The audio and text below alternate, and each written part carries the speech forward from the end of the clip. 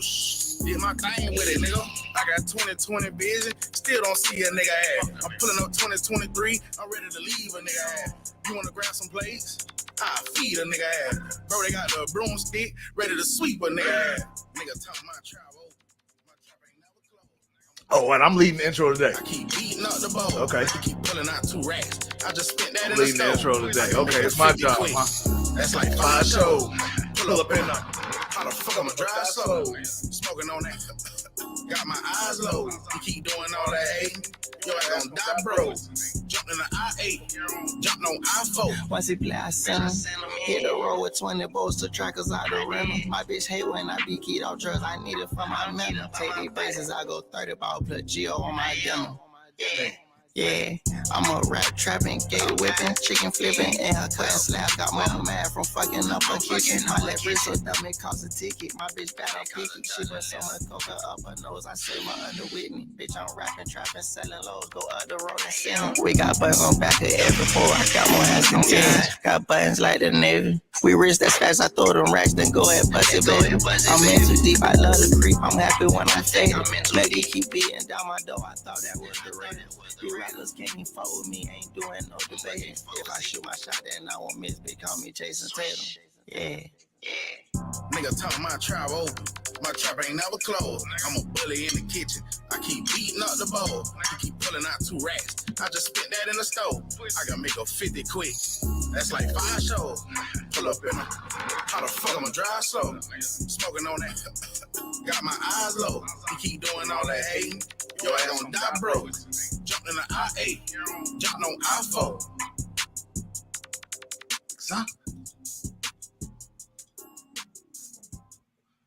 Hey, Big Zah. What'd he say? Big Zah. Big Zah. Yeah. Yeah, man. Big Trav, what's happening? Shit, just cooling, dog. You already know, man.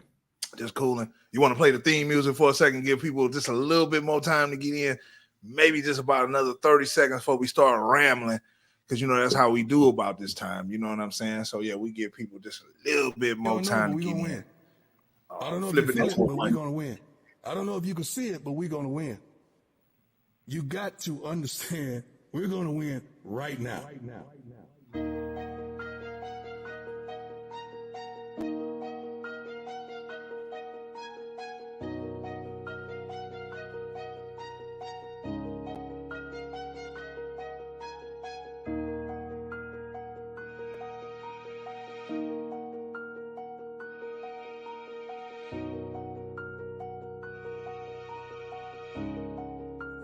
Storm.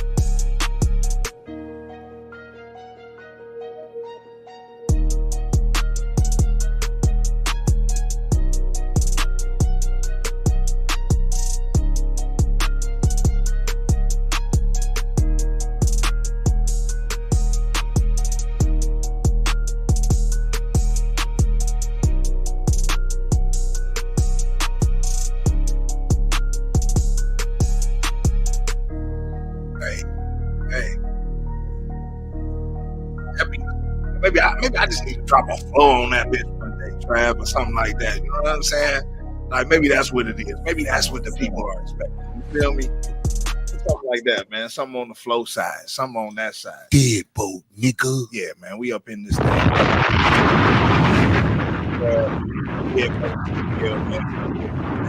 Trav, West, Hadn't player. Shit, man, just cooling. You already know, man. Mm-hmm.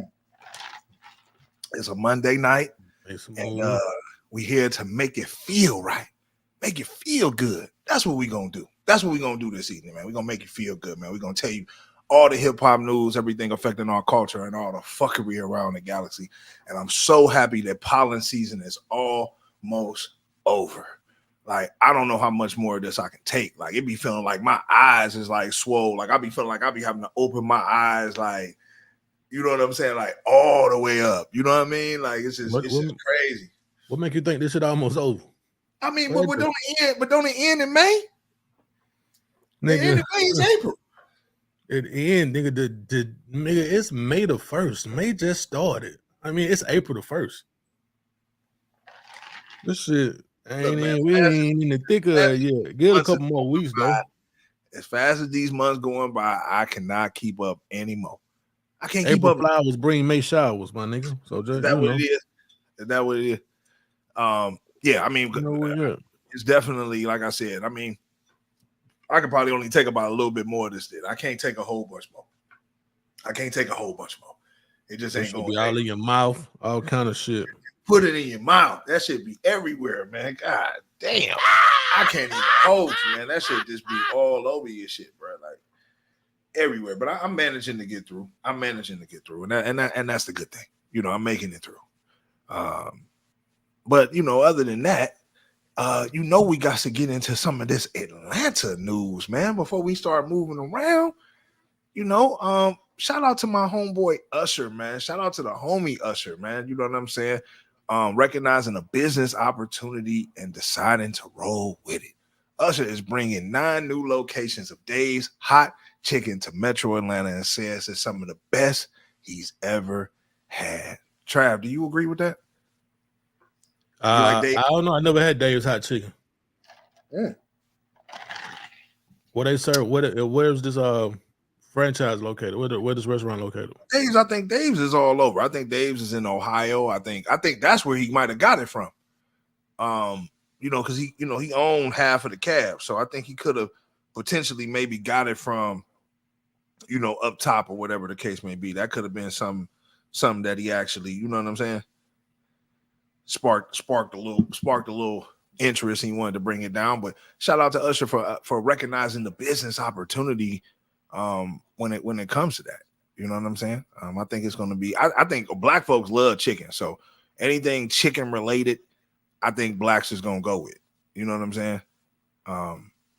So I don't think he can lose. I don't know how many people have actually lost opening a chicken spot.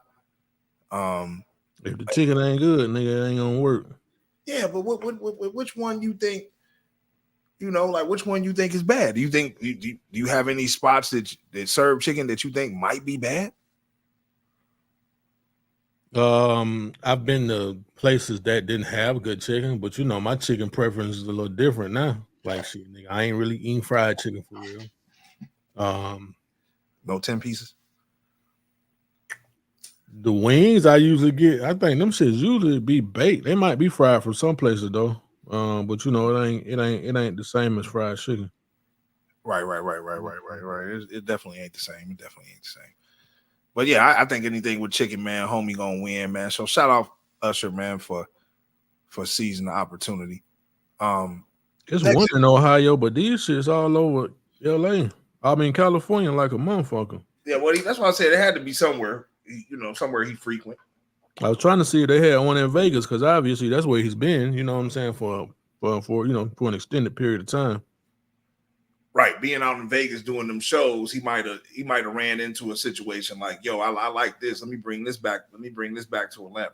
You know what I'm saying? But like I said, whatever spot, anything dealing with chicken for the most part, man, is gonna be a win, man. As long as you seasoning your food right, you know what I'm saying, you pretty much gonna win. So shout out to Usher, man, for the chicken. This next situation, man. Now, recently, bro, there's been a lot of situations where people inside of like grocery stores, Walmarts, and stuff like that are doing a lot of weird shit. And this dude right here, man, kind of takes the cake. A man unclothed below the waist groped 4 women from behind at the Kroger on Powers Ferry Road. So any women going to the Kroger on Powers Ferry, you already know it's a nigga. Like, I wonder how you see a nigga. Was he hiding behind like the aisle or something like that? Jumped out the chip aisle and started groping you?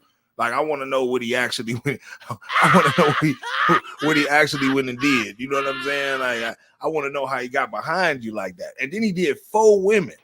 Like, so what did the one woman do? Did a couple women like it? That's why he didn't get caught right away? Or I'm trying to make out like what actually happened.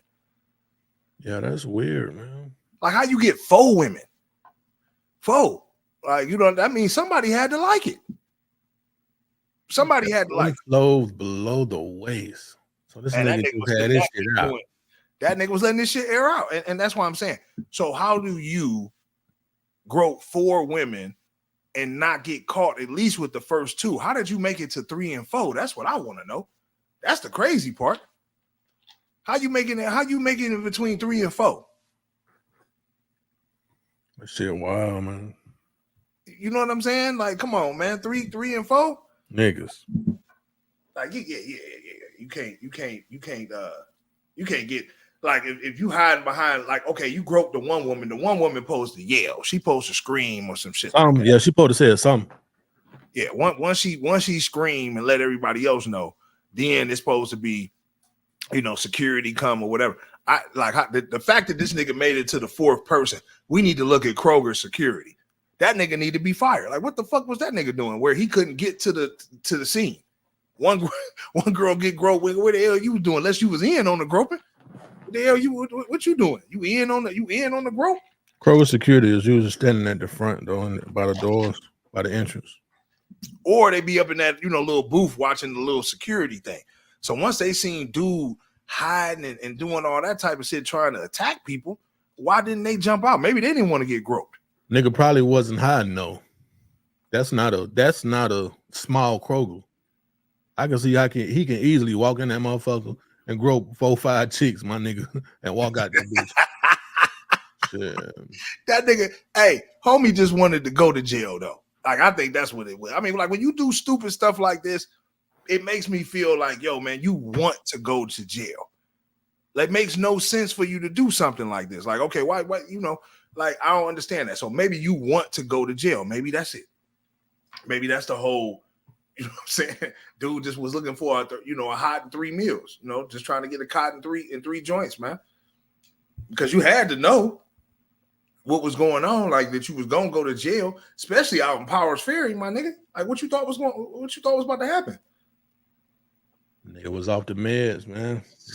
Medication. The problem with these niggas and the medication, I just don't be understanding this shit at all.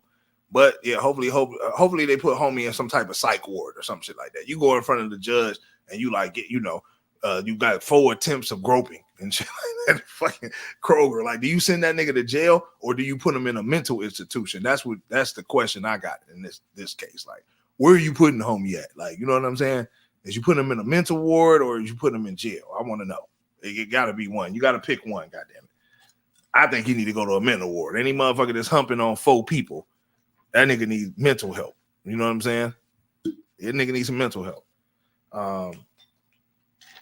Now, you know, we just came off of Easter. Shout out to all my Easter people, man. Everybody who had their Easter fits on, you know what I'm saying, that was rocking their Easter, you know, taking their kids for the bunny hunts and the Easter egg hunts. I know I got caught up in that thing. I had to take Nova to Easter egg hunts. And she like it when I do the eggs and, you know, I put the money in the eggs and shit like that, and I hide it everywhere. She like to find money.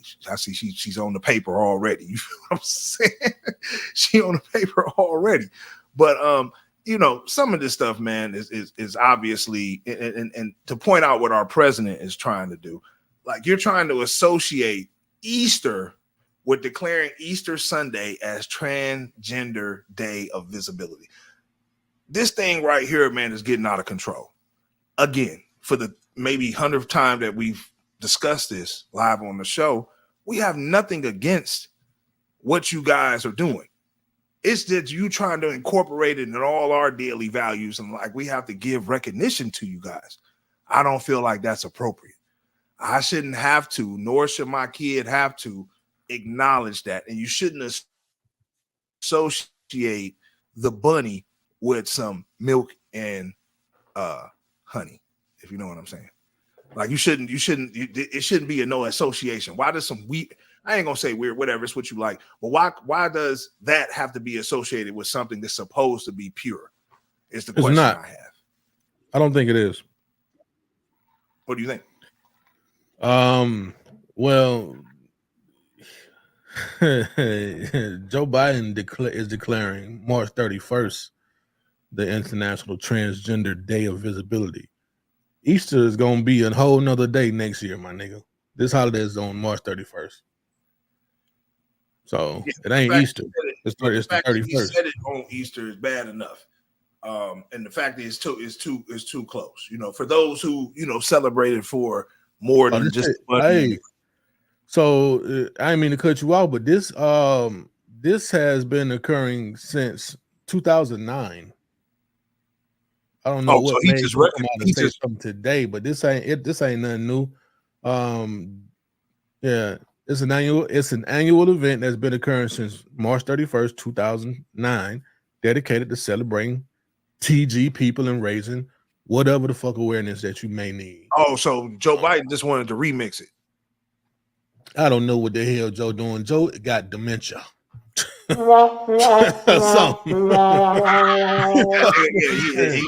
He definitely might be a little off. Joe, why are you bringing this shit up? Joe is 2024. This is something that you know what it is. Motherfuckers ain't recognizing this shit, and somebody's been complaining. Yeah. Somebody probably brought it to his attention. And guess what?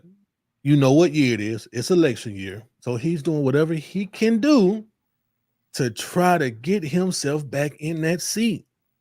True. But we don't want you back in the seat, Joe. You know, I want you. You know what? If you get back in the seat, you're gonna fall out of that motherfucker because you ain't gonna be able to get up. Your old ass. Yeah, he definitely on that type of time. But yeah, and then they use a picture of younger Joe. Interesting. That's crazy. Right, that's definitely the younger Joe out there. May the real Joe stand up. That nigga ain't nowhere to be found. That nigga been dead since 2017. Oh, I'm sorry. Okay, so Trump smashed him though. You know what I'm saying? Like, yeah, way to get him, Trump. As you know, it's a competition. You already know they. I know Trump, but you know what? Trump ain't gonna approve no bullshit like this. You know what I'm saying? Like, I agree with you. He's not just be stuff like this. He just ain't with, and I feel him. It's like, yo, man, men are men, women are women. That's it. Let's move on. We got more issues to focus on, right? Thanks. This next situation is just the example of the black church on Easter Sunday. Niggas be doing too much in the church, man. And I know you think that this is supposed to be the day, because I think statistically Easter Sunday is the biggest tithing day of the year. So the biggest tithing day of the year is Easter Sunday.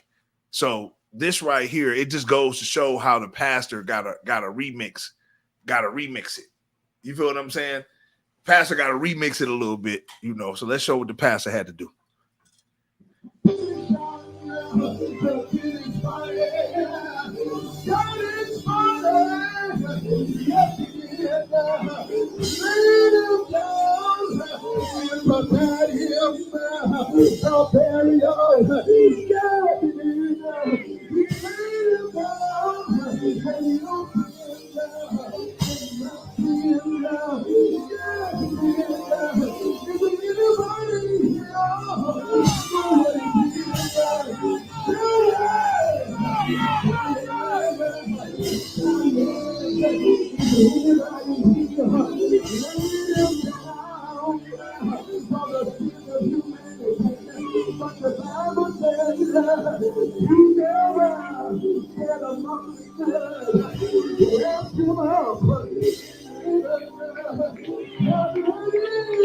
Oh Lord.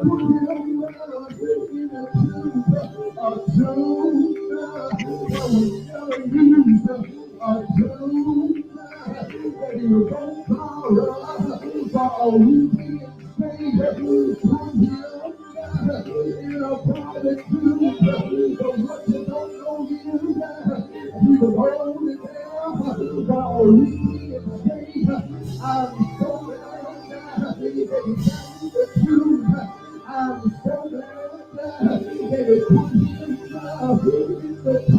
finna smoke. They wrap them up like they finna smoke.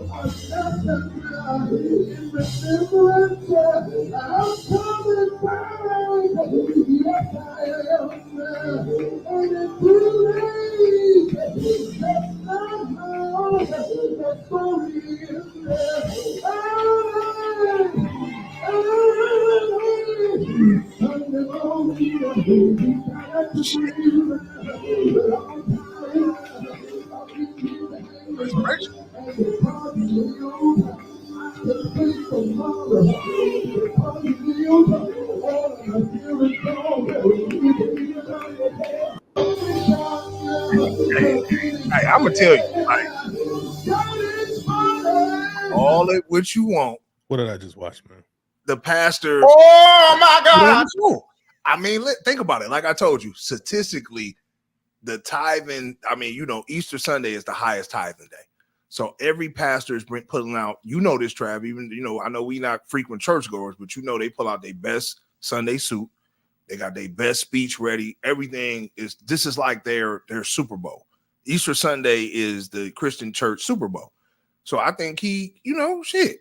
I mean, he put on a show for them tithes. Like, you got to think, the $5 nigga giving $20 on Easter Sunday. The $20 nigga gives $100 on Easter Sunday. The $100 nigga then gave $200-300, and the $300 nigga then fucked around and gave $1,000. Yeah. So that's what's going down in the church on Sunday. So I know a lot of people that went to church. They got a show. They got a show. I know the pastors put on a show. Anybody that went to church that's in the comments, let me know that your pastor put on a show on Easter Sunday. Shout out to Tremont in the building, man. The homie, man, always tuning in, man. We appreciate you, bro. That's why we're going to continue to shout you out. And you wonder why I absolutely don't attend church. Yeah, I mean, that's the reason why people stay away from it and do their own spiritual prayer, because you of stuff like this. Some people find it, like, some people were catching the ghost with them, though. You can imagine in the crowd, there was a few of those people in the crowd that fainted, that they was going hard right with the pastor. Then you probably got some people in the crowd just sitting there like, what the fuck am I looking at? Like, you know what I'm saying? So you probably had a mixture, because I already know, like, it's some people in the crowd. You see how I started saying he had got me. He was getting quiet and shit over there, bro. I ain't know what I started. I didn't know. I thought we was about to have to do a whole gospel channel. I didn't know what's going on. I feel it in my soul. You got to tell me that our name is demonic and everything. Start with a D. We need to call it the. Oh my God! You know it. Hey, that's man, what we had up in there. Wow, man. Yeah, boy. So, I want whatever he was smoking. Whatever he was smoking, I would like to have. Trevon said, absolutely doing the most. Yeah, I agree with you on that. Absolutely. Hey, but doing you the gotta most. give it to him though. Homie went in the casket, bro. Homie went in the casket, came out the casket, was holding the note, didn't break the note. Shout out to the two people who helped him too. They didn't drop him. You know what I'm saying? They put on the show, man. They put on the show. And sometimes that's how you got to get it. You know, I understand, man. People really gonna show out for the Lord. You know, this is His day, so you know that's how they gonna do. You know what I'm saying? But I just wanted to show that because I'm like, yo, homie, really went all the way out on this thing. He really went all the way out. He was like, yo, I ain't playing. I wonder how he rehearsed that, like what he told the homies and shit. He was like, yo, like, I got a real one for you right here, man. I'm gonna come out the casket, nigga, like the resurrection. That's what he said. You know that's what he said, Trav? You know that's what the homie said. But I get it. We'll leave it alone. I hope y'all enjoyed y'all Easter Sunday with y'all family, man. Y'all tuning in with us on a Monday, man, as we get into all this hip-hop news, everything affecting our culture and all the fuckery around the galaxy. I am Don Peebles. It's just my co-host, my brother Trav. And let's get into it. First thing we got to talk about, obviously, is hip-hop related. It saddens my heart. I know it does for Trav too, even though he doesn't express his emotions. It's one of those things, man, to where I feel BG is getting picked on. The fact that, and you see him wiping his eye, it's definitely one of those situations. The fact that, you know, that he's got returned to prison for just rapping for real. You know, I guess they revoked his probation. He's facing. He hasn't been returned. He's facing. It's possible. Well, no, they said he's back in jail. Where they said that at? You saw some an update on this? Yeah, I might have grabbed the wrong one, but yeah, they said he's back in jail. So he's facing a return to prison. So, you know, it's supposed to be one of those things where they're trying to put him behind. We'll just say it like that then. They're trying to put him behind the wall because of him working with Gucci Man, you know, finesse 2 times. It did seem like he came home and went straight and worked with all the prison niggas and made videos with all of this shit. But you know, I think, you know, when it comes to probation and stuff like that, you got to have a fine line when it comes to that, right? It can't be like, okay, you're an artist. These dudes are artists. Gucci Man, Finesse, and these dudes are not all in the street no more. They're millionaires. So why can't he work with them and just make music? You know, the fact that he's in violation, you know, they're saying he's in violation of his probation. So with him being in violation of his probation, you know, this can send him back behind the wall. I don't think that that's cool. You know, I don't think that should be able to ride. You know, it should be some type of loophole if he's dealing with artists and stuff like that. And for them to sit back, though. And I heard like what they did was kind of like sit back and let everything mount up. It wasn't just one. They wanted to hit him with, make sure they had enough to make it stick. And I just feel like that's not cool. And it highlights what the legal system is all about. It's just really all about finessing niggas and getting niggas back behind the wall. Because when you on probation, it's on his PO though. That ain't the but a lot of times behind him, but that's on his though. So the system is behind his PO, but he probably just got a bitch ass PO for real. Because that's his that's his PO, my nigga. His probation officer told him to find other work. That's his PO, my nigga. If you ain't never had a bitch ass PO, you already know what that shit is, man. I hate them motherfuckers, dog. Shit, for real, man. Yeah, but you know, I mean, to be honest with you, it's a way that you can kind of do that shit. You know, obviously, you are an artist and you are on fucking parole, nigga. You just came home for doing 12 years. You are not supposed to be around nobody that's a convicted felon. Like that's just facts. That's always been how it is. It is what it is. But that's true. I get it. But we live in a different age now, my nigga. They could have shot you to what you call it, boop. And if anything, I would have told them folks like, oh, you know, they shot that to me. I wasn't really around them like that. There's a way that you gotta know how to finesse. You know what I'm saying? Yeah, you know. So I don't know. I hope you know. They say facing, man, but I don't think they're gonna allow BG for this shit. The fact they on his back like that, bro, I think is really. Nigga better be paying them fines. Shit. Yeah, I think that's really, you know, that's bad, bro. You know, like the fact that, you know, he keeps getting implemented in this, you know, in some bullshit. But like you said, hopefully he gets past it, man. Shout out to BG. Hopefully he gets through this situation. If he got a good lawyer, his lawyer will take care of this shit for him. Facts. I can see him getting through. I can definitely see him getting through. But boy, that shit ain't making no money. That shit ain't no sense. But they gonna be like, man, that shit was mud, nigga. We locking your ass back up. We listen to the album, BG. Right, that shit was mud, and we locking you back up for that shit. I'm ready to jail, my nigga. Still talking that gangster shit. Still talking that gangster. Yeah, man. But yeah, hopefully BG get through that situation, man. Shout out, this next situation, man, because they received so much negative press, right? But shout out to the Cheesecake Factory for being the highest grossing chain in the U.S. All y'all niggas be hating on that cheesecake, but the cheesecake, the racked up numbers on y'all folks. And I still love the lemon meringue. I still love the original strawberry. And I will do the Reese's once in the blue moon because that shit will raise your fucking cholesterol level through this motherfucking roof. You'll feel that Reese. But shout out to everybody who made the cheesecake number one in the U.S., you know what I'm saying, as far as the chain spots. That's still a decent date to go to. Even though everybody tried to hate on the cheesecake, it's still a decent date.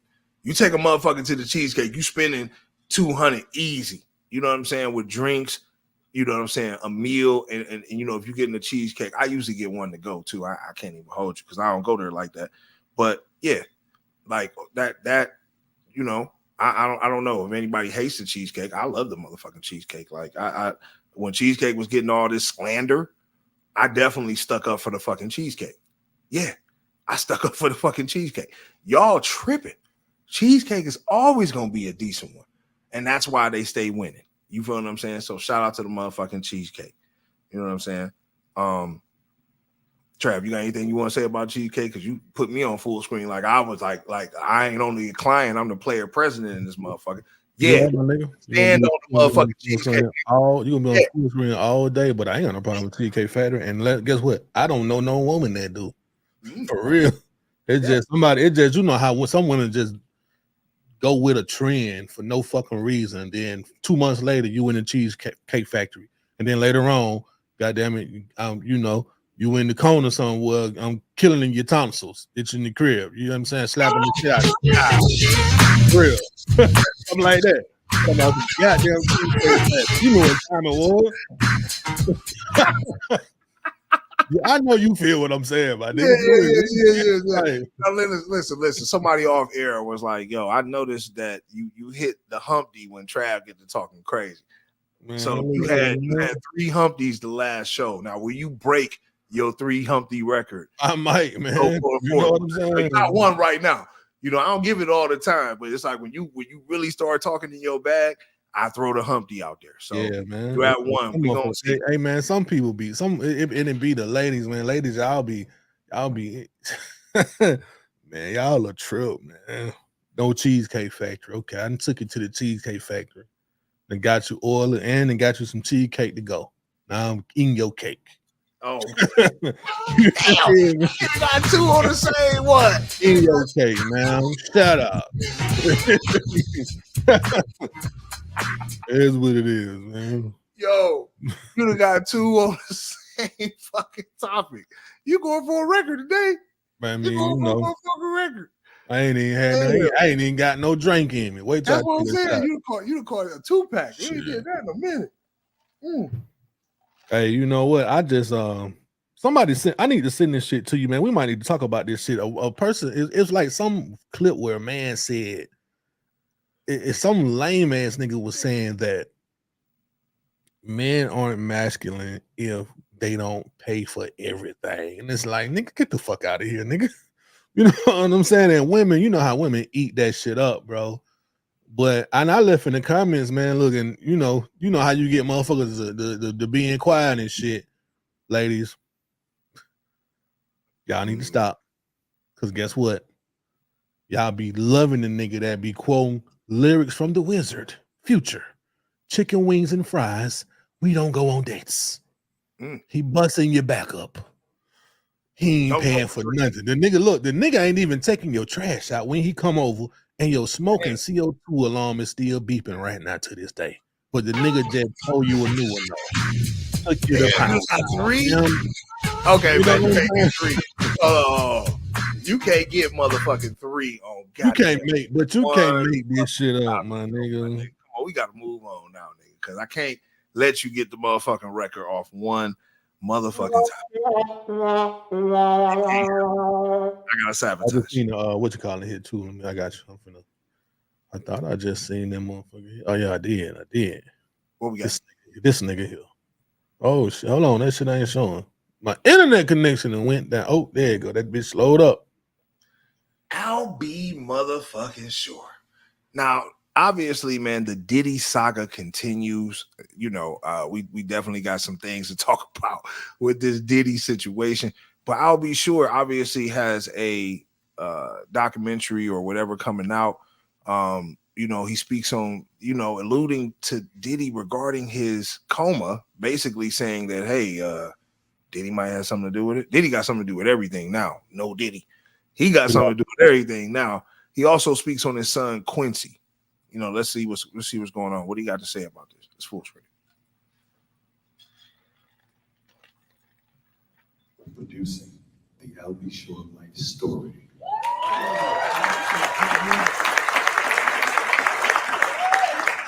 So hold on to your britches, and you'll really understand how I ended up in a coma. You're really going to need to call Homeland Security. That's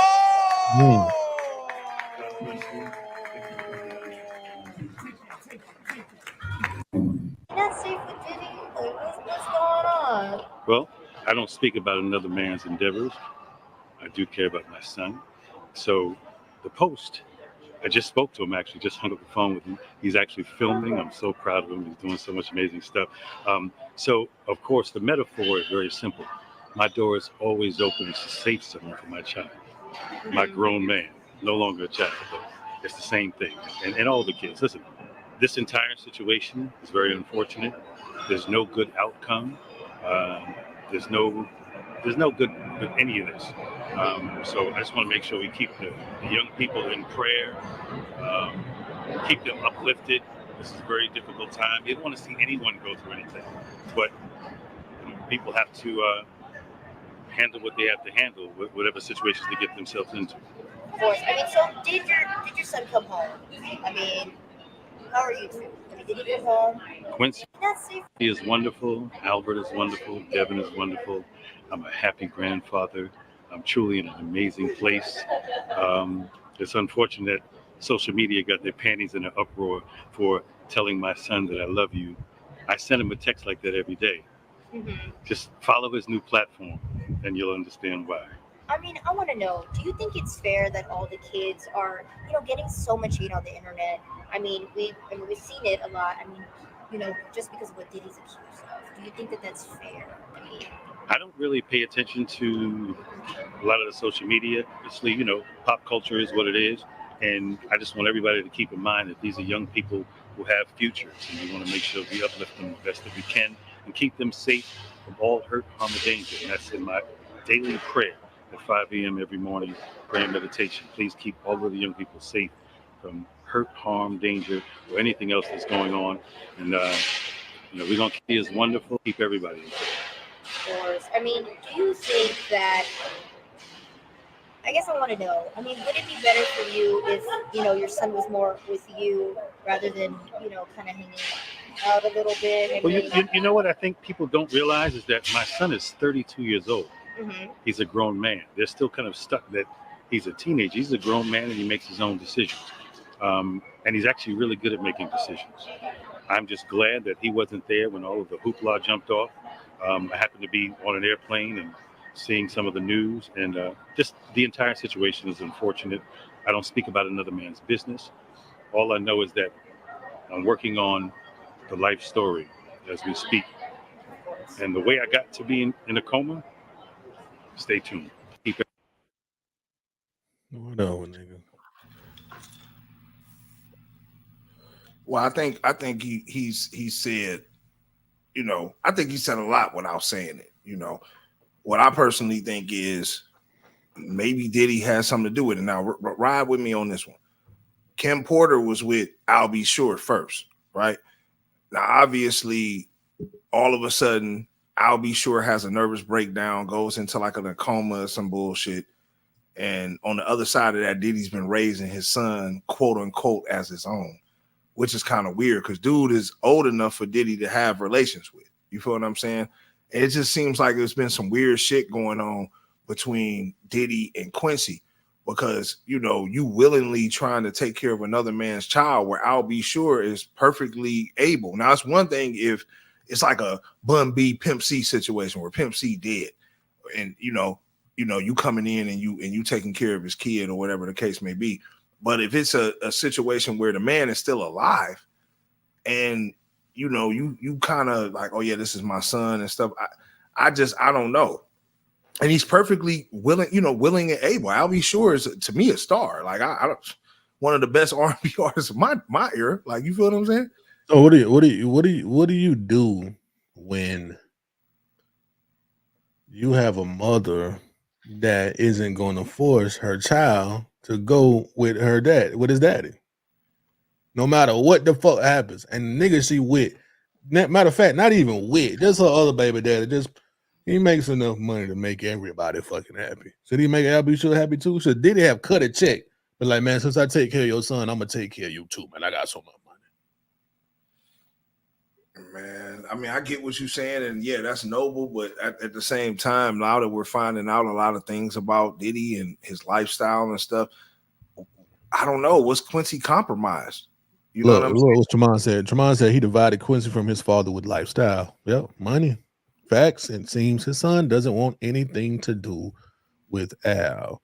Now, I mean, I done heard all kind of stories about Al B. Shore being a deadbeat. I mean, obviously his money doesn't amount to, the fucking millions, hundreds of millions of dollars that Diddy got. You know what I'm saying? But that shit weird, man. Al B. Shore is weird to me, man. Like, for real. Yeah, I mean, that's what it is. But to me, it's crazy because, it's like, damn, like, okay, it's like one of those situations to where, Al B, it's like, bro, like, Diddy probably did blackball him. Blackballed him, and then also he's hinting that Diddy has something to do with his Acoma. You know what I'm saying? And Trav, them last two I sent to the box, we gonna go up because we gonna continue our Diddy and ride the Diddy out, and then we'll go anything else. I got you. But yeah, man, I mean, you know what I'm saying? Like, nigga, bitch ass nigga, keep talking to Quincy, nigga. I'm gonna take that.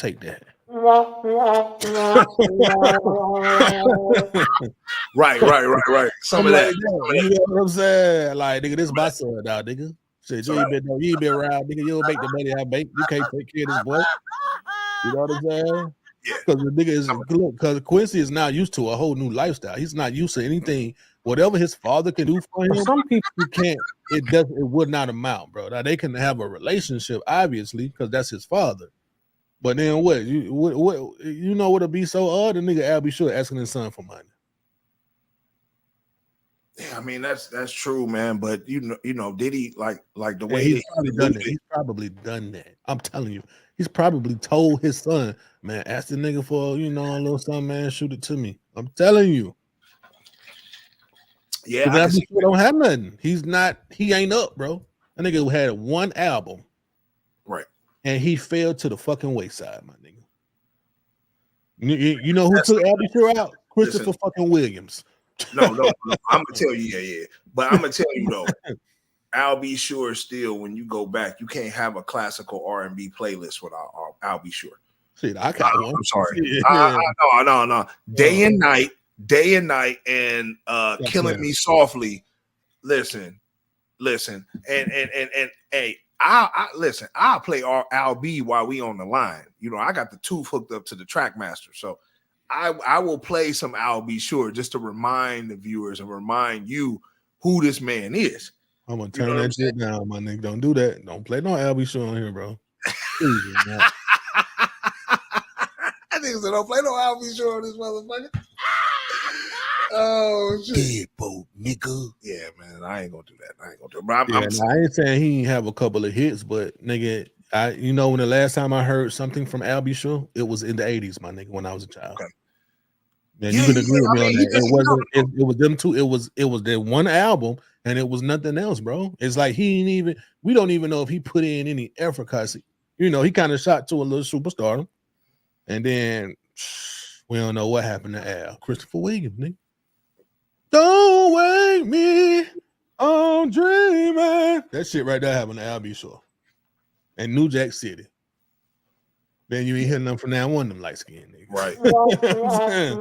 It's like, I don't know what happened. You feel me? It's like they sound just got faded out. But you know what? I'm gonna be honest with you. Diddy is partially responsible for that, for introducing motherfuckers to us like Jodeci. You know what I'm saying? And people like that. That when that 90s wave came in, Teddy Riley, that type of the New Jack Swing shit, man, they killed everybody, man. They killed everything. Yeah, but you know what though? I feel like Al B is gonna let us know, because I always wanted to know, like, what was the issue? Why did you fade out of your son's life? How did Diddy end up raising your son? How did you just fall off after having the look, having the songs and everything, the voice? Like, how did you just fade away? So I'm interested to know. So it's good that he is coming out with something. I want to know. Another thing I wanted to know, right? Outside of the Al B, let's run this. Let's go up from the last two. I said you'll see it. This right here is something else I wanted to know, because I never seen. Now the twins that he had with Kim, you could tell that them his girls. The other one that looked like a splitting image of him. But I always wondered about Justin. And I know he got a light-skinned mama, but still he don't have none of really Diddy features. So let's look at this, man, and let's debunk this conspiracy right here. People that what is that Diddy's son? Because Diddy had a security guard that worked with him in the early 2000s. His name's Anthony Wolf Jones. And he died, I believe was killed, a month before Justin was born. And people have run facial recognition deals on Diddy and Justin and Anthony Wolf Jones and Justin. Anthony Wolf Jones looks more like Diddy's son Justin than P. Diddy. And this guy used to work for Diddy in security, but was killed in like a month before Justin was born. There are some people that what is that Diddy's son?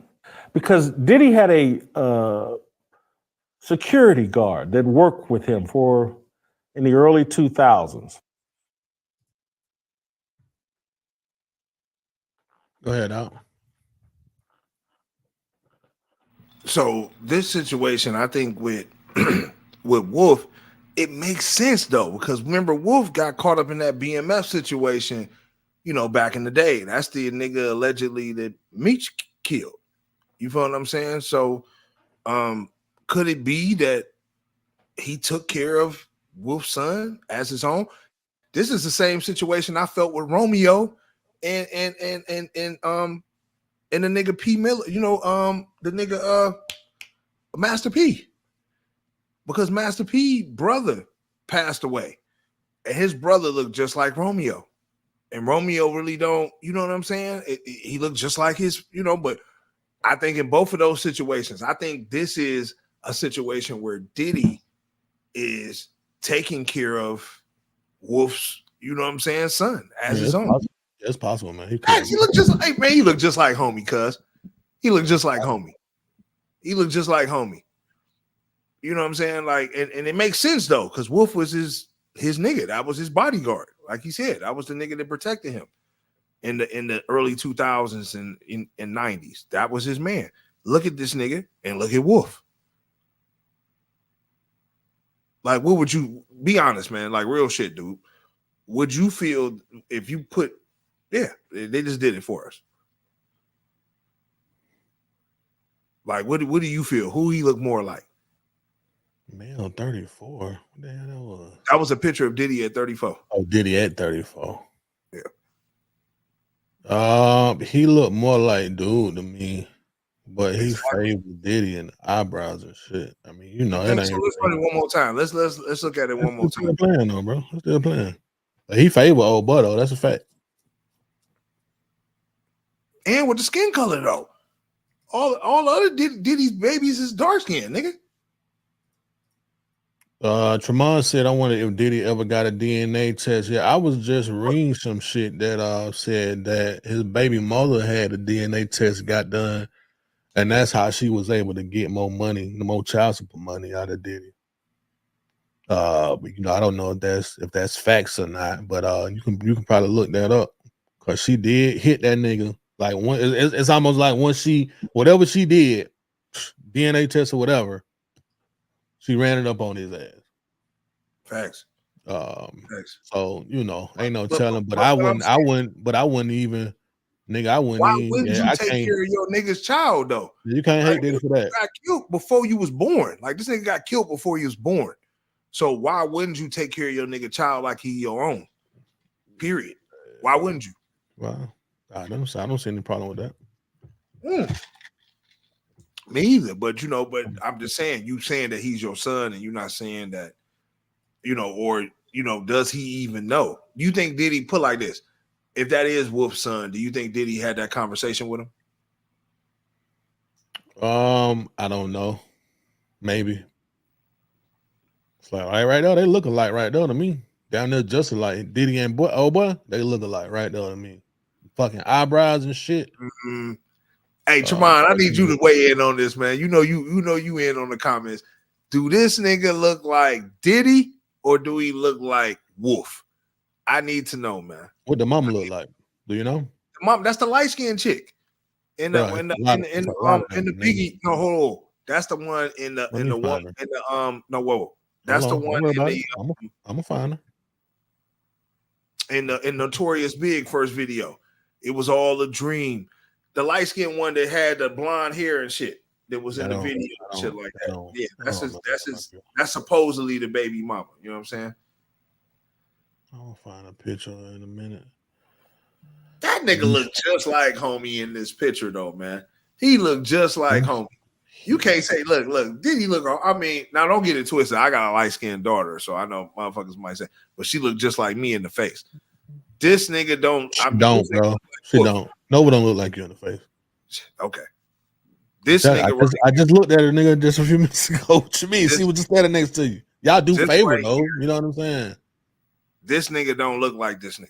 This nigga look like this nigga. But then his mama looked like that nigga too. They all look like twins. Was that nigga? See, so I'm gonna show you a picture of the mama because the mama looked like that nigga. Let me see if I can pull that shit up on the ground right quick. Like that shit weird, man. Could have been brothers and sister fucking.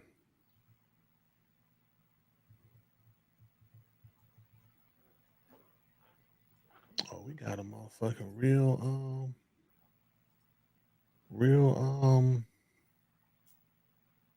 Instagram of that bit. Hold on.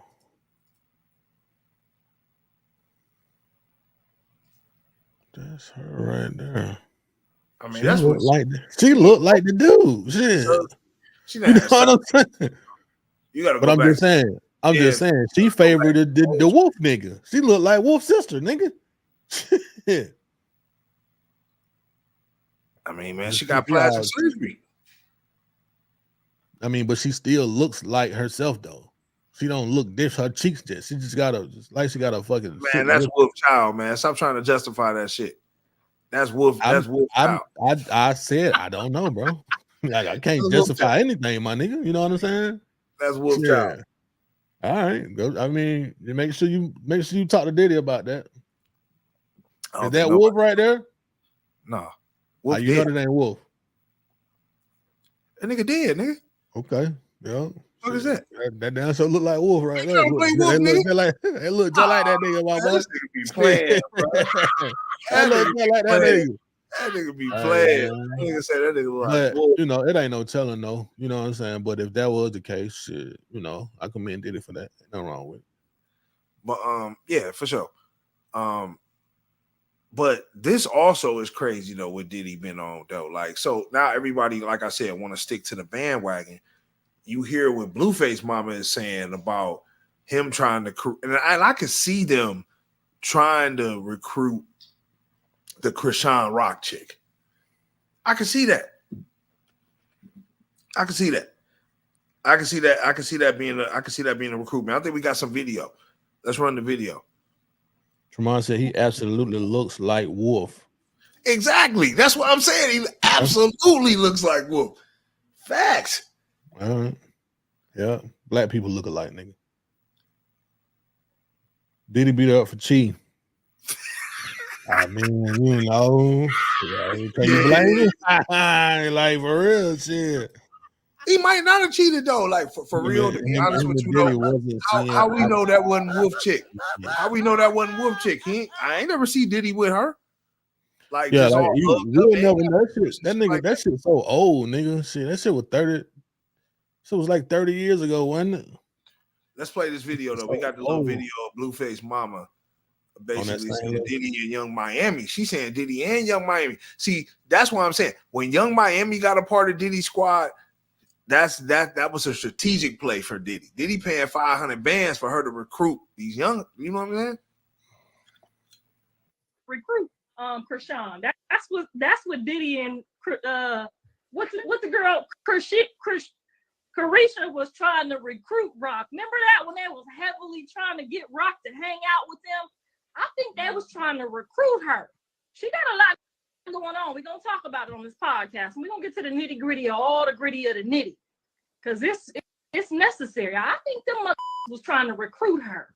Because remember they just had her pulling up to everything. Thought she about, do you love her? Mm-hmm. Yeah, remember? See what I'm saying? We don't this podcast gonna be, because y'all know the mama know everything and everybody business. So we gonna find out on this podcast. We ain't gonna talk no shit about nobody. We ain't gonna mock nobody, but we definitely gonna explore the possibilities that was going on. Because they kept calling her, remember, pull up to the birthday party. Come over here and dance on Carisha. Remember that? I feel like they was trying to recruit that baby. They was trying to recruit to be in on this. That makes, see what I'm saying? That's why I gotta have a podcast, because I gotta get the shit on the table. Can't nobody get it on the table but my nosy. Okay, Tasha K, and she over there making up. I know we gonna get to the bottom of shit on this podcast. Tell me if I'm lying. Go on over there and tell me if I'm lying. I'm telling you, they was trying to recruit that baby. They said, let's get her away from him. Mm-hmm. That's what they was doing. We gonna put a couple pounds of that shit on her and have her fly. They ain't gonna never suspect her. Damn, that was. So, okay, just right quick, like my nigga, I just kind of want to know what's really the problem with this, though. I don't see nothing wrong with that shit. Come on, bitch, let's ride. I mean, you don't see no problem with. I mean, at the end of the day, I mean, let's ride, bitch. Come on, join the party. Like you feel me? Let's get it in. So you saying that? Put that tooth back in your mouth, bitch. Get away from Blueface. He's toxic. You saying it's a problem? You saying it ain't no problem with them trying to recruit Krishan? No, she's a grown woman, my nigga. Okay, well, hey, okay.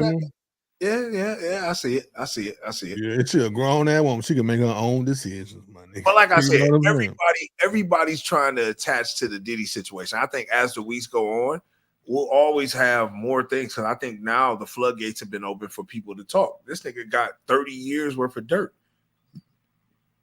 30 years. Yeah, Tremont said they probably had to fall back on her because she is an alcoholic and she talks too much.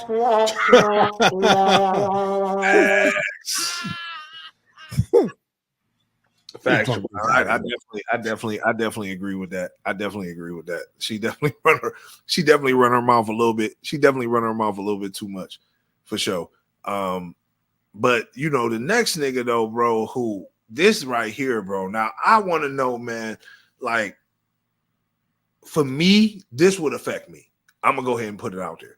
If my baby mama ever got implemented as a sex worker, I would just feel devastated. I don't give a fuck. You call what the fuck you want. This situation right here 50 Cent seeking sole custody of Daphne Joy's son after she's named as alleged sex worker in Diddy lawsuit, reports say. Now, this is the reason why, and follow the TikTok page. That shit running up. That shit that went viral. Check out the TikTok page. I definitely gave my opinion on it. Deadbolt TV1. Definitely gave my opinion on this situation. I feel like this is why Diddy has been on. I mean, this is why 50 has been on Diddy back for the last few, however many so years. Now, obviously, I know this stems back. They never really fucked with each other. 50 Cent wrote music for Diddy and all that type of shit. But this has a lot to do with the reason why. I don't give a fuck if a nigga I don't fuck with fucks with my, you know what I'm saying? Like, how can you not be a little, you know what I mean? I don't care. Because you got bread and this nigga a fuck nigga. Like, this nigga a fuck nigga. Like, that he's a fuck dude. Like, and even though I understand, and allegedly she moved to New York to be closer to 50, and 50, being busy and shit like that. And then you go get with one of 50's enemies, like one of 50's niggas that he don't fuck with. And then now you've been implemented in this alleged, sex trafficking lawsuit as one of the workers. That means Diddy was sledding. And you got to imagine Diddy was sledding you out on a whole different level because he know that you 50's baby mama. So you already know. Like, it's something about niggas feeling like, oh yeah, I get with the enemy's baby mama. You already know he dog walking you, and that's why he had you as a worker. He had you as a sex worker, taking drugs, doing all type of shit, doing whatever he telling you to do so you can get that little check. You was probably getting a check too. You probably weren't getting as much as Carisha, but you was getting a check. So this is why 50 been on this nigga Diddy neck like that, bro, because I would have been on his neck. Every chance I get. I was sitting back wondering, I'm like, okay, now this shit then got serious. Why the fuck is 50 dogging and keep, throwing fuel to the fire, even though he know the feds is on Diddy? Like, why he throwing fuel to the fire and doing little videos and shit like that? And this is why, bro. This is why. And I don't know if this is like a simp move, though, because this would be considered a simp move, bro. Like Stevie J said, like, you know what I'm saying? You mad because she with ganging them. You mad because she with ganging them? Is that's why you've been on Diddy back and throwing smug at Diddy? You throwing smug at Diddy because you feel that I mean Diddy done got with your baby mama and smothered her out. He didn't smothered her. He didn't smothered, covered, and chuttered her, nigga. Like fucking goddamn. Oh my God! Give myself the goddamn you know what I'm saying, the Humvee. He done smothered, covered, and chuttered her like goddamn Waffle House and put her on the table. And now you feeling like, you know what I'm saying, like you mad, you big mad. And yeah, bro, like I feel it. I feel it, man. Like I don't know, bro. Like as a man, I gotta feel it. Trav, I gotta turn it over to you. Like, how would you feel about that situation? How would you feel about that situation? If a nigga get like a nigga you don't fuck with, I ain't just talking about any nigga you don't fuck with, smut your motherfucking baby mama out and turns her into a sex worker. Like, you know what I'm saying? Are you doing what 50 was doing? Like, is what 50's been doing to Diddy justified for that or no? What do you mean? What 50's about fit with? I mean, all the jokes, everything, because all this stuff. I've been knew that. I've been knew that 50 that was his baby mama and that Diddy was fucking with her. But now that it's come to the public eye where everybody knows, do you feel like this is an L for 50? Because your enemy, obviously we know him and Diddy enemies. He not only was fucking with her, he turned her into a sex worker, bro. We know what Diddy sex workers do. That means she was fucking everybody and doing whatever he said. Would you feel some type of way if your enemy got with your baby mama and smothered her out, nigga? I don't think so. I don't know. I hope I wouldn't know. I really hope I wouldn't feel no kind of way. So you don't know how you would feel right now. You can't answer that question. No, I don't. But I really, really pray that if that ever happens, I wouldn't give two shits. I hope he keeps smothering the fuck out, nigga. Put 1,000 people. For real. Yeah. As long as my kids straight. You know what I'm saying? I'm gonna make sure my child's straight. So I can't even really say for real. Like it don't really, you know. But this is your enemy though. I'm saying, like, I'm not saying this a regular nigga. I'm saying this a nigga you don't fuck with. This nigga, y'all niggas and did business together. I probably don't fuck with her either though. Yeah, I just fuck with my kid. You feel me? Like, I don't know. It's hard to separate, I think, in that type of situation though, man. Everybody has different feelings when it comes to things like that, my nigga. You know what I'm saying? So I don't really get over really emotional about that type of shit. Cause I mean it could happen. Niggas that hate me, nigga, could have been smashed my baby mama 1,000 times, nigga. Niggas, the homies could have been to smash my baby mama. I don't know. You know what I'm saying? You just never know how niggas know. You know with this because this is public. So you gonna know with this, right? This is public. You know, everybody knows what's going on. Doing the right thing, man. Let me get my kid away from this shit. If this is what she been doing, let me go on here. Boom. Yep, this came out in a lawsuit. Let me go on. Just gonna go to court.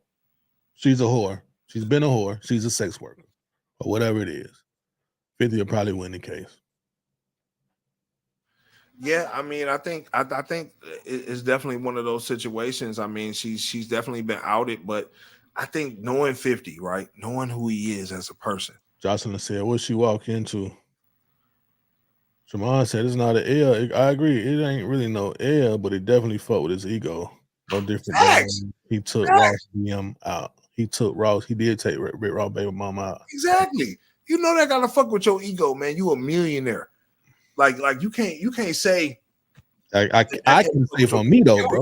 My ego. Yeah, but I can say for me though. You know what I'm saying? Because I don't have so that's why I say people have different feelings about people, my nigga. Shit, I just had a kid with a woman. We was never in a relationship, but none of that type shit, nigga. We had a child. So my situation is gonna be different from yours. You know what I'm saying? Like that? No, we don't have no pictures. Okay, so it's different. I just said that though. I said everybody's situation is different. You're sitting here telling me that I'm gonna have feelings. I'm like, no, nigga, I'm not. You know what I'm saying for this nigga though. I'm saying if you in this nigga situation, if you fucking with a motherfucker and you I ain't gonna be like that. Yeah, I ain't gonna be there. I can't really answer that question, my nigga, because I ain't gonna never be in that situation. I answer for everybody. Yeah. I answer. You could be, you know what I'm saying? No, we got pictures with your being like that. So shit. You know what I'm saying? I don't, nigga. Well, y'all hard.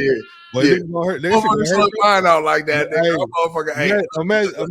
Imagine a nigga that be in the work group chat with you, nigga, goddamn doing the shit with your baby mama that did it. Man, what the fuck? Mama. Listen, man, I'm like, what? You gonna hurt your heart, what the nigga YT fat say? Nigga, I'm sitting the blitz. Nigga, ain't nothing else to talk about.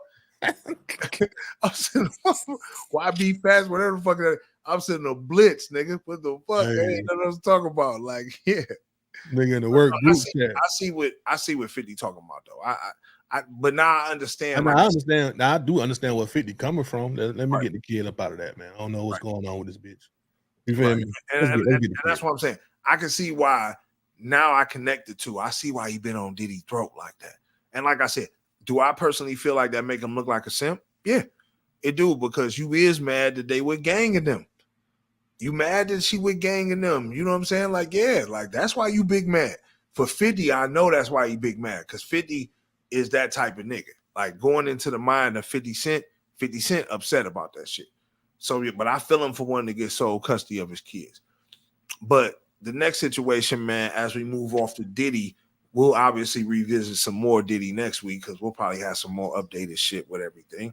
But moving off of the Diddy and moving into the nitty gritty, let's move into this sus shit. So before we even pull up the video, like it was content that was given. The boy DJ Academics had made a statement talking about the nigga Lil Baby and talking about Lil Baby falling off and all that, which statistically I wouldn't have looked and shit like that. Lil Baby ain't had nothing stick in about a couple of years. That's facts. He's been trying to drop singles and shit like that. Nothing has really stuck.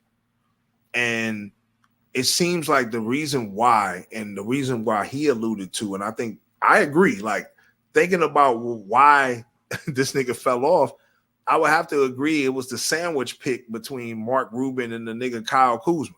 Remember when they was on the thing and the nigga was hugging him? It was two niggas sandwiching him and shit like that. And just all the sus shit he was doing. And it's like, I think that fucked him up. Bro, that was way after he dropped that garbage ass album. No, facts. But I'm just saying, his manhood being questioned, I think ultimately put the nail in the coffin for this nigga. So, going into it and like even showing this little clip. The baby can make a comeback though. That's easy. I don't feel it. Yeah. I'm gonna tell you why. Because this shit right here, like, let's pull up this little video piece right here. Like, bro, you defending shit like this now. Ever since your image has been compromised because what the audio is? What's the audio? Is it somebody talking? We don't own music. No. This is academic. You know what I'm saying? We don't own the video. Yeah, we gonna play the. Yeah, okay. We just gonna play the video. Boom. You commentate. Yeah. So. No, obviously, man, you know what I'm saying? The whole thing was the whole fingernail thing, right? Like, you know what I'm saying? Like, okay, you got to make a statement saying that, oh, you didn't paint your fingernails and shit. Them bitches look painted. Let's pause it right there. Them bitches look painted to me, cuz. They look painted to me. And ever since you've been compromised, nigga, with goddamn Mark Rubin being a billionaire boyfriend, you feel what I'm saying? Like, come on, man. You'd have been sandwiched made a whole peanut butter and jelly with Kyle Kuzma and Mark or Michael Rubin, whatever the fuck his name is. And, you done turned this whole little style. It's like now you done fell off. It's like you're not connected with the streets of Atlanta. Like, this is what made you. You know what I'm saying? This is what made you different. And this is why I felt like, and when we talked about QC and how QC won and how QC was able to capitalize by selling the label when he did, is because he knew what was coming. Like, this right here, bro, is painted fingernails. This ain't no. So yeah. How much different is this from Thug? It's no different. But what I'm saying is, I think ultimately with Lil Baby, I think why we fucked with Lil Baby was the authenticity. Feeling like, okay, you a real nigga. I'm out of Atlanta. Feeling that authenticity of your music. This is why I think a lot of people gravitated towards you. And now, with you being so disconnected, like flipping your whole style, you feel what I'm saying? Talking that tough gangster shit with the niggas, but then getting sandwiched with the billionaires and bunny hopping and riding on jets, talking about you gonna get a drunken hug and all that type of corny shit. It's the sus behavior. I think people just like the nigga music, bro, and he just didn't. When he dropped that one album, at My Turn, he didn't follow up with that correctly. Yeah, I understand that album was trash, that following album, but ultimately, him not. Now he got to paint his nails. Ultimately, that's what it is. But I think that he went and had a conversation with you. He wasn't able. But you see, Drake selling. He not right now. And I think right now with the nigga Baby, it's like, yo, like, I think what compromised him, bro, because the shit is not going away. It's getting really brought up because now Meek Mills is getting dragged through the water, being connected with this Diddy shit and being like a little sex toy and all that. Now you connect the dots. You like, dog, these dudes is out here playing with each other. Like, you feel what I'm saying? Like, you got to think. You got Meek Mills doing strange shit for a piece of change. He ain't dropped a hit in years. Like, the last song that he had that was stuck was The Dreams and Nightmares. You know what I'm saying? Back in 2017. Like, come on, man. It's like, nah. So it's like, I think now these niggas fucking with the billionaires and shit like that, these white billionaires, compromising themselves and doing all type of shit. I think it's really, I don't think they're connected with their core fan base anymore. I don't think that's necessarily the goal. Me personally, the goal for them, man, Lil Baby had shot the superstardom. Facts. You know what I'm saying? Obviously, he doesn't want to lose his core fan base, but he's trying to do things to gain more fans. He's trying to be a popular act. So he got to do what he got to do. Yeah, that shit look like he painted his nails. Yeah, No, man. And then look, I seen somebody say something about clear coat, but nigga, that ain't no motherfucking clear coat. That nigga painted his shit. when did men start getting clear fingernail polish put on their fingernails? That's usually not what they do when you go get a pedicure. Usually men just get their shit buffed and it'll make your shit shine. This clear coat shit, nigga, that's you better eat that shit off when you go to the chain game, bitch. For real, nigga be eating that ain't no motherfucking clear coat. Because even if you get a clear coat or whatever the case may be, because you got doll nails or whatever, that ain't no motherfucking clear coat, nigga. That look like some type of purple or violet. That look like a violet. Shit crazy, man. You know what I mean? But yeah, I mean, I think Baby can't be mad at DJ Academics and others for highlighting his fall off. You know what I'm saying? I used to think, one thing about Future, man, and shout out to Future. I think what's helped Future is he's been able to transition different generations. You know what I'm saying? And John, you know what I mean? Like for real. Like, I mean, coming out in 2008, 9, like being able to be hot and stay relevant and be able to keep growing his music and not really compromising himself. You know what I'm saying? Like Future's still the hottest in the game. And that's why when we talked about 21 Savage the other week, like I feel like 21 Savage is hot as well. And he done had three solid albums. And he, to me, is the number 2 artist. You know what I mean? I can't give it to Lil Baby no more. Because like you said, Baby hasn't had a hit since My Turn. And Baby is in danger. Like you said, if he doesn't make a comeback, he's in danger of falling out of that top 3, top 4 in Atlanta. Because at one point in time, you couldn't have told me. I thought Baby was the hottest thing smoking out of Atlanta.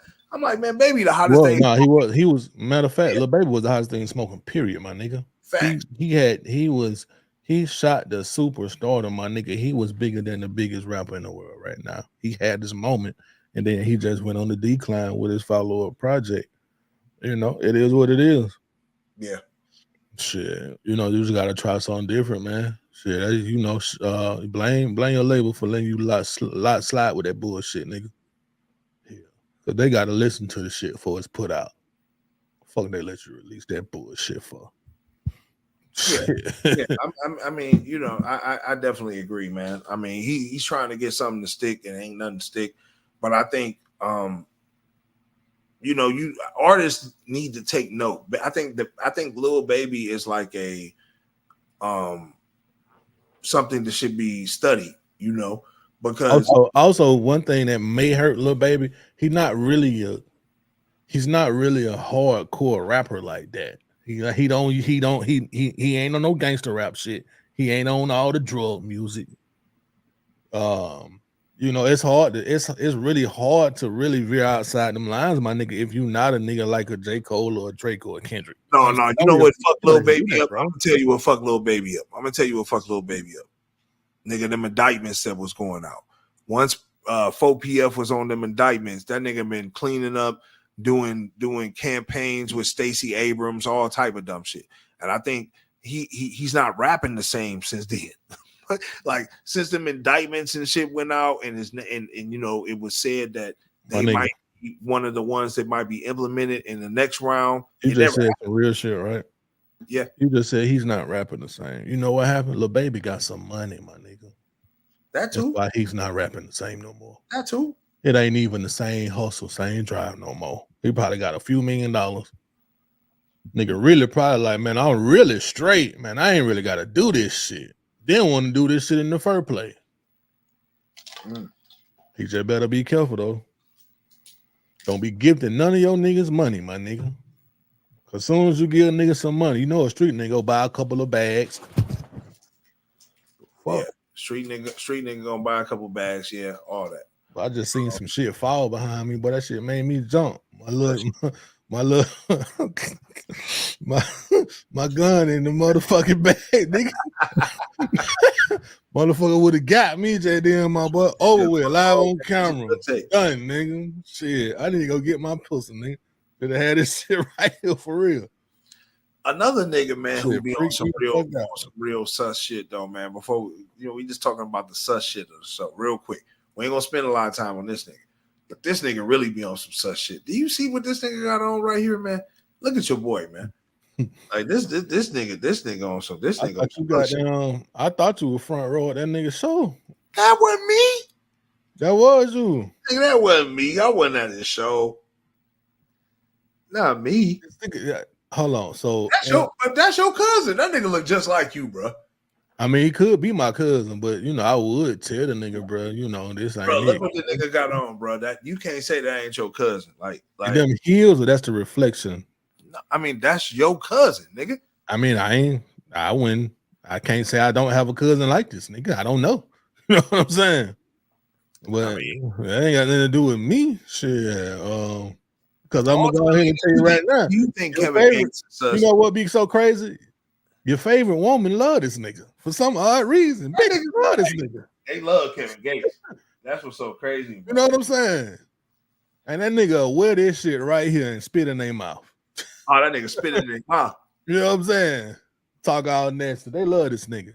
They love Kevin Gates. And then don't think nothing wrong with this shit. I mean, hey man, that nigga pants tight as hell. And then you know what's so crazy about this nigga pants, bro? We even got back in the days of baggy clothes. Niggas ain't even wearing skinny jeans no more. The skinny jean phase is over with, and I am so fucking happy that people are regular jeans though. It should be regular jeans that fit your legs. Like think about it. If you a thick leg nigga, you should wear baggy jeans. If you a skinny leg nigga, you can wear a slimmer fit jean. Like you can wear a slimmer fit jean. Look at this shit, like for me, hey, listen, for real, I ain't got the motherfucking most thickest legs, nigga. So I gotta wear some, like, my shit don't be skinny, but my shit lightweight kind of fit like my leg style. My legs. Because you probably wear a slim cut. Yeah, I wear a slim cut. This nigga, I don't know what the fuck this nigga got on. Them skinnies. And they too small because he can't. Man, what the fuck, man? But bro, that nigga was at your cookout. This is what nigga you were wearing them bitches, Trav. I wouldn't wear them bitches. Like, and if he was at the cookout, he better get ready because we roasted his ass. Take your motherfucking glasses off, nigga. But nigga couldn't pay me motherfucking $30 million to wear this shit. That nigga said $30 million, man. You know that you done killed my whole my balls. My balls over with. I can't even get it on my nuts, man. I'm done. Hey, listen. Hold on. Goddamn LLC said she hasn't liked him since he kicked that lady at his concert. He did. Gave her a face shot with that foot.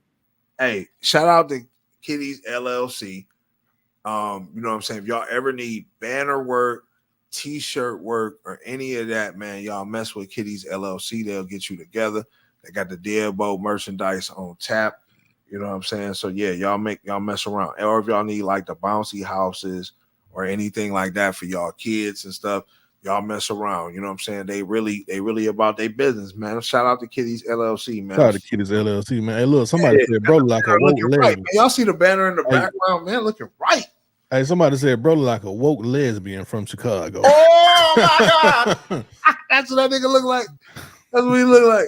Him and Man and Fresh. Yes, man. That nigga look like a mixture, man. I don't know what homie going through. Man. I don't know what he's going through. But like I said, I just wanted to just bring that up real quick, man. Shout out to Kevin Gates, man. Keep doing your thing, Doug. This next situation is sticky because we talked about this the last show, but did not realize that, you know what I'm saying? Like they just put this shit in plain sight now. The CEO of the company that owns the container ship that crashed into the Baltimore Bridge died 6 days ago. Something smells here. Absolutely, it smells here. Trav, does it smell? Does it smell? They ain't want this nigga to talk. If this true, yeah, it's, something smell a little fishy. Yeah, absolutely. Absolutely, man. So like at the end of the day, man, like listen, anytime that like you already know he was gonna say something. He was gonna speak. He was gonna be like, yo, like my container ship didn't, this is what happened. So yes, they had to get my man out of here. You know what I'm saying? Because there's been a lot of like strange stuff that's been happening over the bridges and stuff like that. So now that you got this coming out, I just feel like it's crazy. I feel like it's crazy. You know what I'm saying? That he passed away 6 days ago. Obviously, he was going to speak on that situation. That's what he was going to do. He was going to speak on the situation. He was going to tell niggas like, oh, this is what's going on. I ain't have nothing to do with that. and they had to silence dude. That's exactly what happened. They had to silence him. You know what I'm saying? And it's sad, man. You know what I'm saying? That we don't know what's going on. We don't know if we're under attack or what the fuck is going on. But this right here, I think, is getting to the point where, you know, we really gotta like look into it. We gotta deep dive into the situation. It's like, you know, why would this dude, like, is it a coincidence that he just passed away, or is this something that really, you know, I don't know.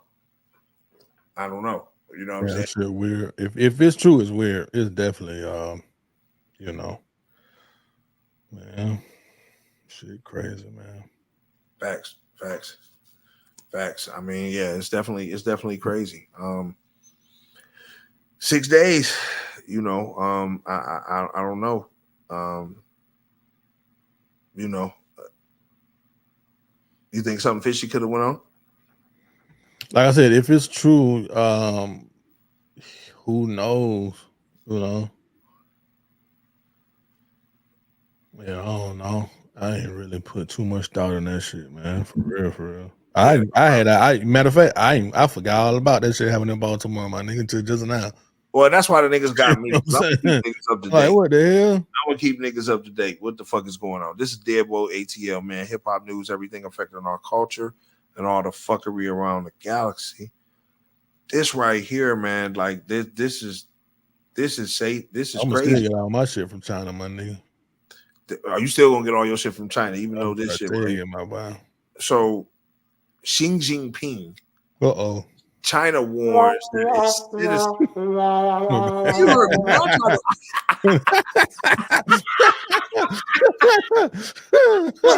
What I said Xi Jinping. That's that nigga name, bro. Xi Jinping, nigga. I said that shit right, cuz. Don't be playing with me. I said that shit right. You know what I mean? Xi Jinping. This nigga says that he warned citizens visiting the United States to take safety precautions to be prepared for various unexpected situations. What do that mean? What does that mean, Xing Xing? I don't know. I kind of agree with bro though, man. Yeah, if you're from China, yeah, man, be careful when you go to the US. Because the United States government is on some bullshit. It ain't really our people. It's mostly I hate to say it, it's mostly white folks. Yeah, they are not in line with Chinese folks right now, my nigga. Probably have never been. Here's what it is, though. Yeah, I mean they haven't been in line, but I think also, okay, so I'm gonna hit you with another perspective. I think it's also a situation to where it's like, okay, you telling your people to be safe, warning while you're visiting because of some shit go down. You want your people to be safe, and I think that's what might be happening too. We gotta keep in mind, you know, World War III is upon us. You know what I'm saying? So I do think it's something like that too that we have to be cognizant of. You know what I'm saying? Like Xi Jinping, he just warning his people, like, listen, y'all better watch where you know when y'all travel, because if something go down, be expecting it. And I think that goes to show what's been going on at the border too, though. Look what's been going on at the border. You know what I'm saying? All the motherfuckers coming across the border and all that stuff. You know what I mean? I think I think that has a lot to do with it too. Yeah, some couldn't go down. Shit, right now, my nigga, the USA is trying to they're trying to ban DJI drones from being flown in the United States, which is a Chinese company. Which is actually gonna fuck up a lot of people that make money off of aerial photography and shit like that, because the American doesn't have anything that can even compete with they shit. And the shit's so weird. If you're gonna ban DJI drones, I'm a drone flyer. You need to ban fucking Android phones also. But that shit, right. I mean, out of here, Samsung. Yeah. You know what I'm saying? Because that's motherfucking Asian shit. Right. I just think it's some our other government here, man. Yeah, but our government, let me say that our government would try to ban something that they can't control, though. Like and TikTok. Then they call it a safety issue. Like TikTok. You know what I'm saying? So yeah, instead of letting the motherfuckers let the folks build a manufacturing facility over here and then you can monitor what the fuck they do. It's that easy. Well, you want to have full control. That's like with the shit that happened in what African country was that where they tried to force the homosexuality on the motherfucking folks, and the folks were like, hell no, we don't need y'all help anyway, nigga. We fine over here. Yeah, man. It's just like America is definitely on a That's different the type. shit they do, man. America is definitely on a different type of time. This speaks on what's going on at the border. Like the United States is also. Let's full screen this so I can. We get a motherfucking moment of silence. But yeah, this right here, police warn the Americans to prepare for robbery squads. Basically saying police are warning highly trained gangs from Venezuela, Chile, and Colombia are targeting and robbing nice homes. They're also able to disable alarms. Obviously, you already know them motherfuckers disabling shit. But yeah, this is all I think is what's going to happen from the borders being open, right? From the borders being open, from them being able to cross at will, and they coming over here seeing that America doesn't have the American dream like it used to, right? Of course, niggas gonna start robbing. Of course, niggas gonna start doing what they do. And I think we got some video. Don't we got some audio? We can't play this audio right here. Dozens of others. The security video we've seen over the past 6 months is chilling enough. Unencumbered and well-equipped thieves knock out glass doors, disable the alarm system, and unconcerned, easily and frankly quite loudly slide a half-ton safe down a flight of stairs before carrying it off in a rental car. They come in teams with backpacks. Each backpack has a different tool set. Some are the breaching tools, some are the electronics, jam alarm systems. Very quick, sophisticated actions. Local, state, and federal officers went to work and put enough pressure on these thieves to head elsewhere, yet they've cycled back from L.A., New York, Tennessee, and Ohio now, and more efficient than ever. Bouchard says the last group of alleged thieves arrested received training in Chile, and they're roving with dozens of others. The security video we've seen over the past 6 months is chilling enough. Unencumbered and well-equipped thieves knock out glass doors, disable the alarm system, and unconcerned, easily and frankly quite loudly slide a half-ton safe down a flight of stairs before carrying it off in a rental car. They come in teams with backpacks. Each backpack has a different tool set. Some are the breaching tools, some are the electronics, jam alarm systems. Very quick, sophisticated actions. Local, state, and federal officers went to work and put enough pressure on these thieves to head elsewhere, yet they've cycled back from L.A., New York, Tennessee, and Ohio now, and more efficient than ever. Bouchard says the last group of alleged thieves arrested received training in Chile, and they're roving with dozens of others. The security... Now we know we have teams from Colombia, and New York intelligence has teams, like criminal gangs from Venezuela now. They rent hotel rooms, Airbnbs, apartments, carrying multiple disposable IDs in case they get arrested. Bouchard says if you're leaving your home empty and quiet for a while... If you have an alarm, use it. Try to get your devices hardwired. Try to have redundancy of communication. Now we know we have teams from Colombia. Go ahead, dog. Yeah, I mean, this situation right here, I mean, why wouldn't they be? You know what I'm saying? Like, if they coming across the border, they got to know this shit wide open. So why wouldn't they try to attack or, correlate ambushes and shit like what they doing? You know what I'm saying? It makes sense for what they got going on. You know what I'm saying? I feel, you know what I mean? Like, that sounds about right. They're going to target high-end communities and stuff like that, for sure. They definitely gonna do that. You know what I'm saying? So yeah, I mean, this situation right here should be, like in Georgia, it ain't hit our backyard yet, obviously, but the more motherfuckers that you see as far as migrants and all that stuff that's starting to flood the communities. What hasn't hit our backyard? I mean, I'm saying as far as these thefts and stuff like that, like I haven't been seeing too much on the news I know it's robberies and stuff like that, but it ain't gonna be on the news. They don't want you to know that. Yeah, that's true. That's true too. We have Atlanta, Georgia, the metro city got a thriving goddamn Hispanic community, and a lot of the motherfuckers is illegals. Me personally, I ain't got no problem with them though. But I ain't saying ain't nothing about that action, my nigga. Shit. Yeah, I think the ones that's coming in now, though, I think it's a different type of time. Like, there's always been people crossing the border, right? But I think now they're crossing the border, and they're crossing the border and letting out all their criminals and people who were in their jails in Venezuela and Colombia and all these third world countries. So now as they come to the United States and they see that the American dream is not the American dream, this is where you're going to start getting Robin Cruz and everything else. And to me, this is an indictment on our government. And I understand why they're doing it, because they want to get the vote of the people, right? Like, they understand that the black vote is now not with the Democrats in 2024. A lot of black folks blindly voted for Democrats for a lot of years.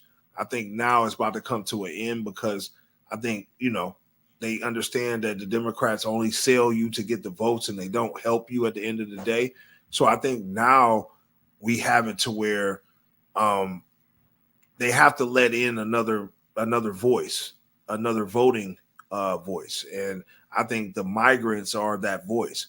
You have New York City handing out $35,000 basically vouchers to migrants and immigrants and stuff like that, giving them prepaid cards and stuff. So a lot of these Democratic states are weeding out the blacks and actually getting the migrants in place for the 2024 election to get them to vote. Obviously they want to keep all their freebies and stuff like that. So that's one play that comes with this. So, but you're going to get the crime though too, because they're not able to get jobs like that. And no matter how much that they try to make available for these people, the amount of people that they're letting across the border, I don't think they're going to have jobs and stuff like that aligned for these people. They're going to have to, find other means of work or income. And just like when a nigga can't find no work, what do? They sell drugs, they rob, they steal, they kill. That's what these dudes is going to do. And I think that's what we're seeing now in some of these communities. And that's really what I feel. So y'all need to be safe. Make sure y'all get the Ring camera, whatever the fuck y'all need to do. Strap up. I think all females now need to know how to shoot a gun. Know how to protect yourself. I don't think we're in the time now for you to be sitting back, not knowing how to protect yourself. So yeah, I think if you do that, you'll be fine for now. Tremont said they taking shit to a whole new level. Facts. Definitely, I agree with you, Tremont. Definitely. So yeah, y'all just defend yourselves, do what y'all need to do when it comes to that. But yeah, man, the next thing talking about, man, shout out to the nigga Bandman Kevo, man. He lost his son, another situation. I think 15-year-old son was gunned down in Michigan earlier today. Now, obviously, you know how I feel about the industry, right? I mean, all them got to give something to make something. And, even though Bandman Kevo doesn't have a hit single, the internet and the ability to go viral and to make millions and millions of dollars and rock $1 million chains and buy $1 million cars, all this stuff comes with a price, right?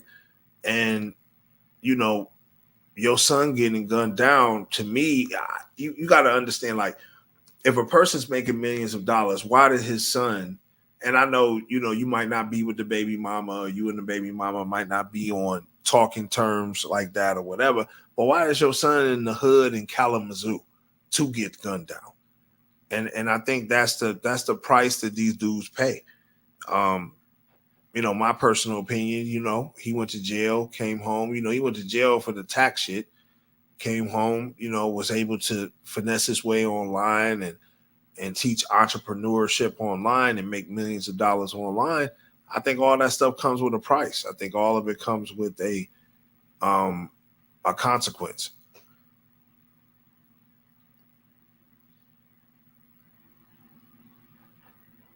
So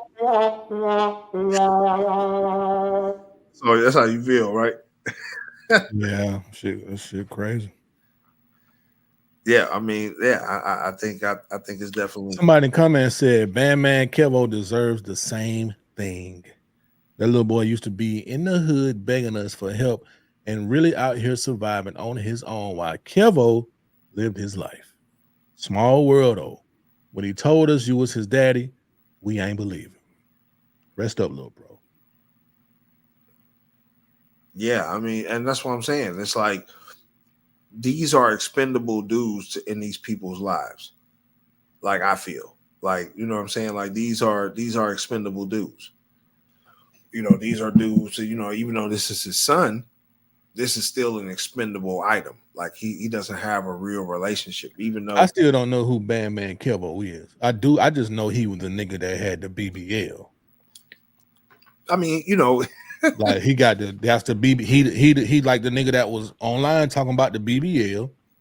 The dark skinned chick, whoever she was, a nigga. I seen a nigga online talking about he hit 2 honey packs, smashed her out, tried to get her to do whatever he wanted her to do, whatever. Tried to get some money up out of her. Then I do see the nigga online talking about credit shit like that, but I never really, you know, I still don't know who the nigga is. The nigga with the BBL. Yeah, that's what I'm saying. Like a nigga like this, I mean, you know, people think like, oh, because he ain't got a song on the radio, he ain't got to comply to the same rules as these rappers. Like, you know, these niggas, the powers that be, own social media, so you got to comply to them same things that these other dudes comply to. So that's how he got his claim to fame, social media. Yeah, social media guy. So yeah, shout out to Man Kevo, man. You know what I'm saying? Like I said, I feel like it's a sacrifice, but you can call it what you want. Next situation though. This I mean now I want to know from ladies, anybody that's in the comments, right? I want to know this. If somebody takes you to a homeless shelter to feed the homeless on your first date, what would you consider that man? A humanitarian or a bum ass nigga? Woman goes off after a man took her to feed the homeless as a first date. I want to know, do you feel like this is a situation to where you deserve to get clowned, or do you deserve would you be looked at like as an humanitarian with this situation, Trav? Like, what do you think?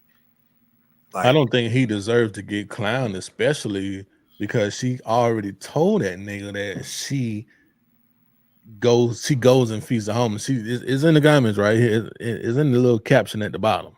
She said, once a month, I go feed the homeless. The man remembered something that you enjoy doing, and he tried to be a part of that with you. You know, it is what it is. That's a way to handle that shit. Really, he need to get, if he ain't already bust your cheeks, you know, at least you dodged that bullet, bruh. Because there's nothing stupid about this shit.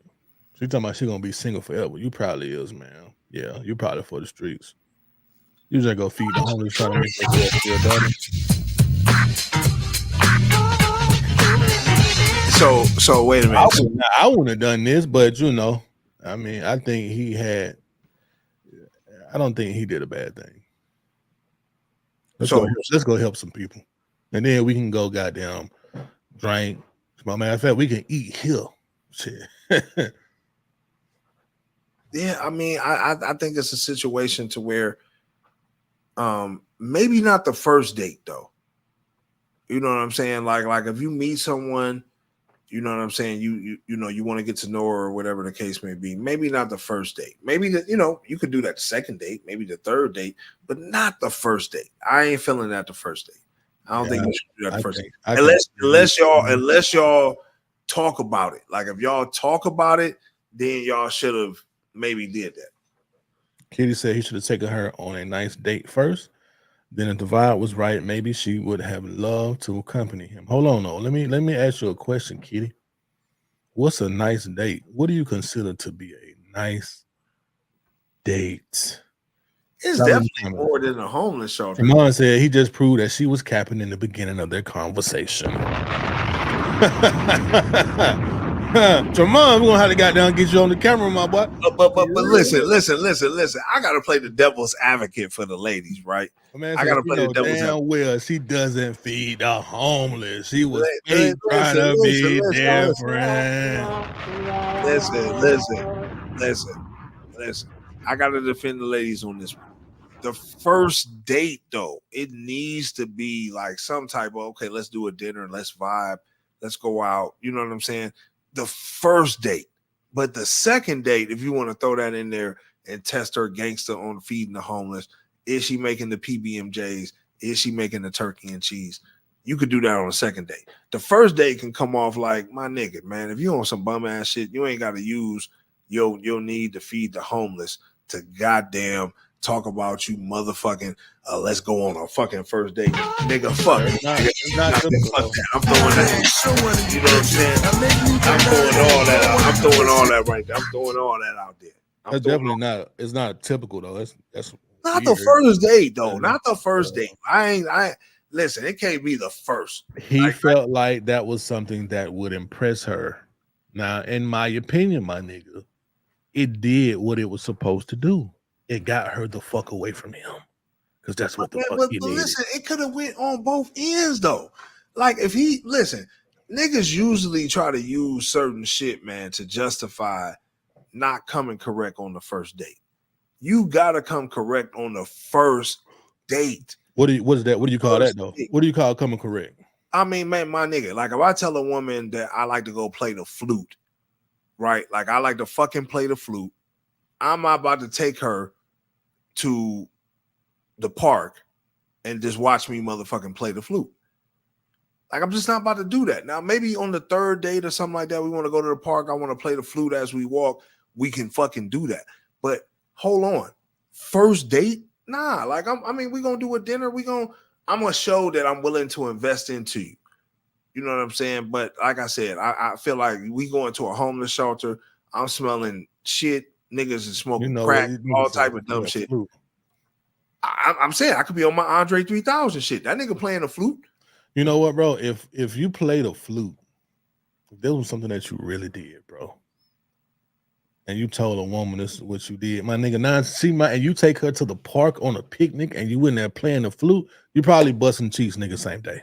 It's over with, bro. You probably gonna bust them cheeks the same day. Women love that type shit, but some women, listen. I don't think nobody. Hold on, right quick, bro. Some women won't allow you to take them to the Cheesecake Factory. So you know what? Different stroke for different folks. Man, fuck that. I like first date. I got like I said, I gotta go with the ladies on this one. I don't know. Like, I wouldn't feel comfortable. Even if I love to feed the homeless, I'm still not trying to take you on the first date to feed the fucking homeless. Just said the first date need to be one where they had the opportunity to get to know each other and vibe. Well, see, me personally, I don't even feel like that's dinner. I'm the nigga that hate to go to dinner because shit boring to me. We're gonna eat. What you doing on the first date, nigga? Go ahead and put it out. For real. It's so much other shit on the first date that I can do. It's so much other shit I can do in Atlanta, my nigga. I'll take a bitch. What you doing? I'll take a bitch to the third spot or some shit like that. You ever heard of that? Okay, that's dope. The third spot. Third spot. Nigga, we might hit the putt shack. We're gonna do something where it's interactive, where we not just sitting in front of them. But that's still spending a couple dollars though, nigga. Not going to the goddamn homeless shelter making peanut butter and jelly and goddamn turkey. That shit ain't really. I mean, it's not really that expensive. You know what I'm saying? Like, shit, nigga, the putt shack gonna cost you with drinks, food, and goddamn putting. That shit gonna be over about 200, nigga. What you talking? That didn't cost me that, my nigga. I had an amazing time at the putt shack. Okay. The little putt for 30. That shit lay about 30 minutes. Couple drinks, eat. That shit ain't that much. Now you might be taking 2-minute shots. If you pouring up them shots now, you know what I'm saying? About them shots will get you. Them shots will get you. You know what I'm saying? It's gonna get you and it's gonna get her. Cause somebody goddamn gonna leave. Goddamn, they gonna be talking about, why I got all this scratch between my leg and I'm so right. Shit like that. You know what I'm saying? Right. But like I said, man, you ain't really got to spend all that much money on the first date. I think if you're interested in a woman, though, man, you put a little bit more effort into it. I mean, I feel like taking you to the homeless shelter is not okay. What's your mind say? He said, "Stop, P." She was lying from the beginning. yeah. I mean, I get it. She was lying from the beginning, but you played yourself by taking her to the homeless shelter. That just showed me where your humanitarian heart was really at.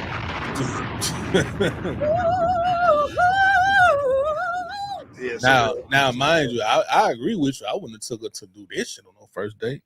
Matter of fact, we wouldn't have went on not now date doing this shit. You would have went and felt and have fed them folks by yourself, man. Yeah. Yeah, what it is, man. Yeah, what it is. That shit, people do weird shit, man. Just know I ain't motherfucking going on. I ain't taking you on no fucking first date to go to no goddamn fucking what we talking about? Cheesecake Factory. Yeah, no, we going to the Cheesecake Factory. We going to Cheesecake. We going to the goddamn. we going to the Cheesecake Factory. What you gonna do is she get you online, be like, man, this nigga took me to the Cheesecake Factory. I have none of the motherfuckers. Do I look like a cheesecake chick? Listen. Listen, that's like, well, bitch, I could have took your motherfucking ass to feed the fucking homeless. Then how you would have felt about that bullshit? Motherfucking ungrateful ass. Somebody you don't do no cheesecake. Yeah, you don't do no goddamn cheesecake. Let that motherfucker ride. I used to link up with this bitch, forgot I had to catch my plate. Listen, no, but for real though, bro. Like at the end of the day, ain't nothing wrong with cheesecake. We ain't about to go back there. Ain't nothing wrong with the goddamn cheesecake.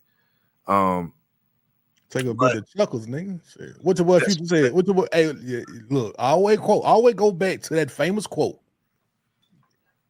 "Chicken wings and fries. We don't go on dates." That nigga a fool for that. You know what I'm saying? And he was dead serious. But listen though, he said chicken wings and fries, but then he tricking, taking them to get bags. Future, if you listen to him, bro, and he ain't going on no dates though. That's different. Fucking contradiction. Nigga, I do, nigga. Listen, I'm doing motherfucking 5-star restaurants, nigga. I ain't buying no Birkins. We 5-star restaurant shit like that. That's cool. Nigga, ain't like you got to be wifey to get a Birkin. Yeah, you know, he played different. About his trick bill in songs, nigga. Yeah, like that's what that man going. He played different though. And they got it. I think he just shared out 16 million on the house right here in Atlanta. Yeah. You know, had a little different for them, man. He probably been on them Diddy parties. Yeah.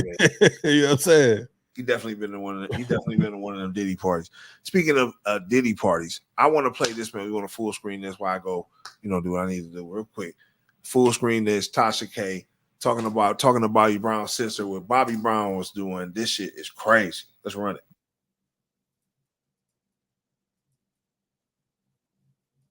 Brown's winos. Hey, Miss Tina Brown. Okay, Shane Brown. You ready? Yeah, now I ain't gonna lie. Like I love Bobby Brown. You and Bobby, how close were y'all? Very close. What was it like living with Whitney? It was fun. You smoke crack with Whitney, you said? That's Absolutely. You don't know that? We only know Bobby and Whitney. And every time he sit down, he talk about Whitney. And I'm like, how as a new wife do you deal with this? Like, that's why I hit that bitch with the bottom. And it dwindled down to, some people It dwindled down to my brother touching 3 of my daughters.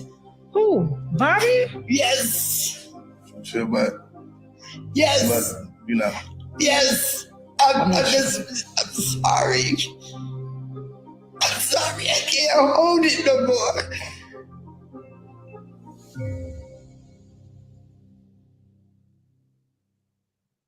Meet the Browns winos. Hey, Miss Tina Brown. Okay, Shane Brown. You ready? Yeah, now I ain't gonna lie. Like I love Bobby Brown. You and Bobby, how close were y'all? Very close. What was it like living with Whitney? It was fun. You smoke crack with Whitney, you said? That's Absolutely. You don't know that? We only know Bobby and Whitney. And every time he sit down, he talk about Whitney. And I'm like, how as a new wife do you deal with this? Like, that's why I hit that bitch with the bottom.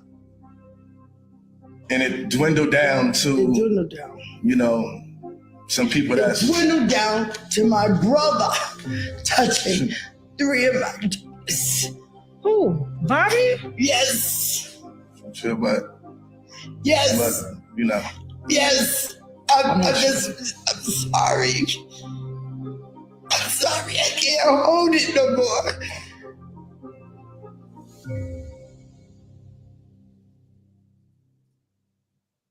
Meet the Browns lineup.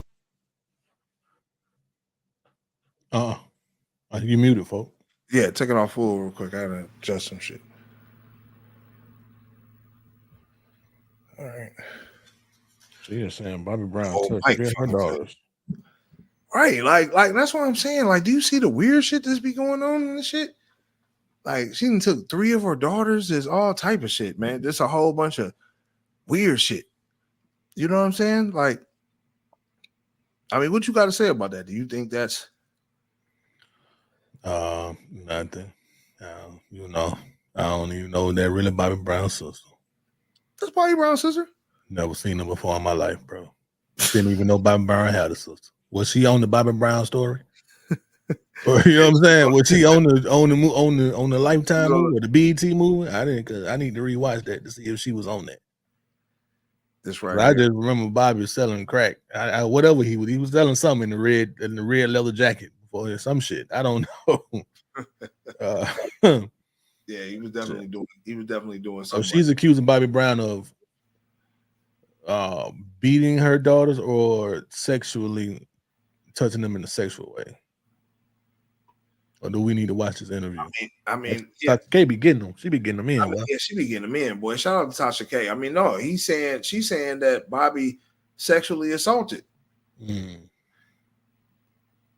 it's crazy that we're seeing so much of this being revealed, like so much information coming out about what these artists are doing with these children and all that. It's just crazy. It's gonna keep coming out. Right.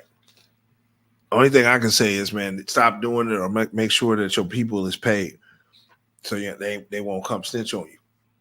Now, this next situation, though, bro, I think is real crazy, bro, and it's like I want to know, like, in 2024, mothers like this, should they be outed?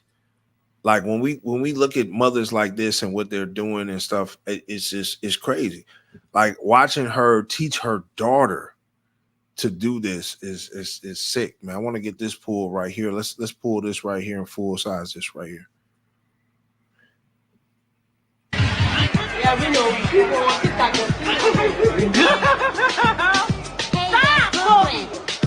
Let me see what she can do. You gotta rock up. Yeah, we know.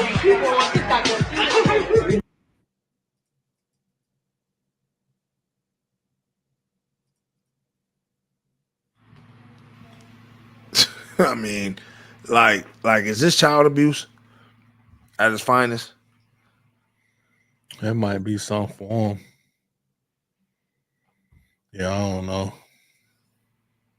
Oh, Tremont said, do y'all believe it? Believe what? This child abuse, or you talking about the Bobby Brown shit? Yeah, I don't know about that one, Tremont. I don't know, man. Shit be weird, man.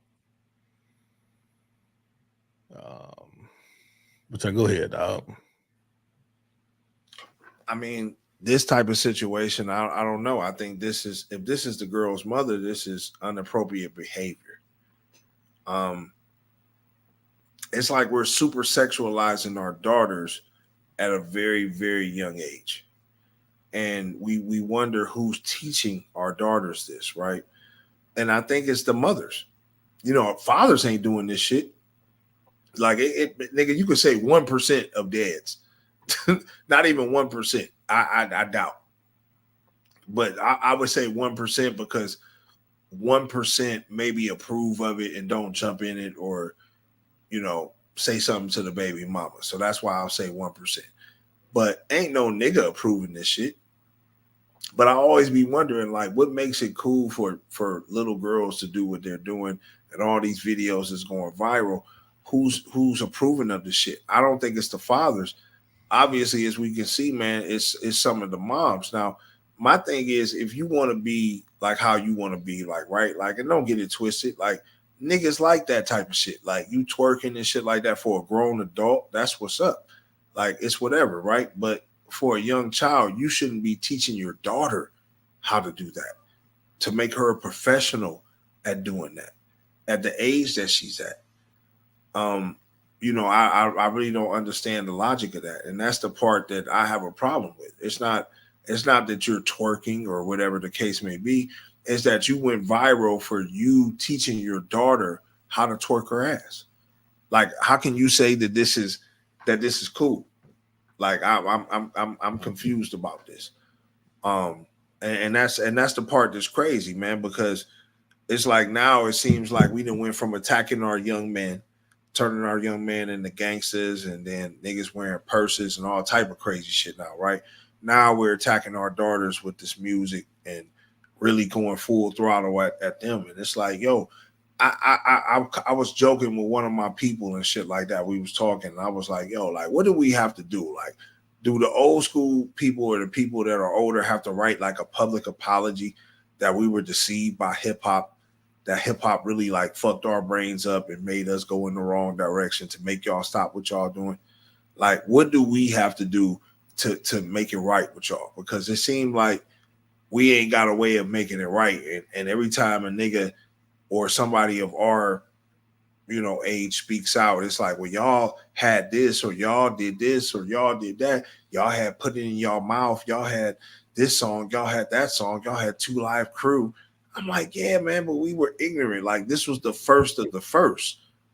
Like, nobody else was doing that shit before 2 Live Crew and before all these things that we heard. Like, we heard it for the first time. So we was oblivious to it. But now looking 20, 30 years, 40 years later, we see like, oh shit, like this music really, really is affecting us in a certain type of way.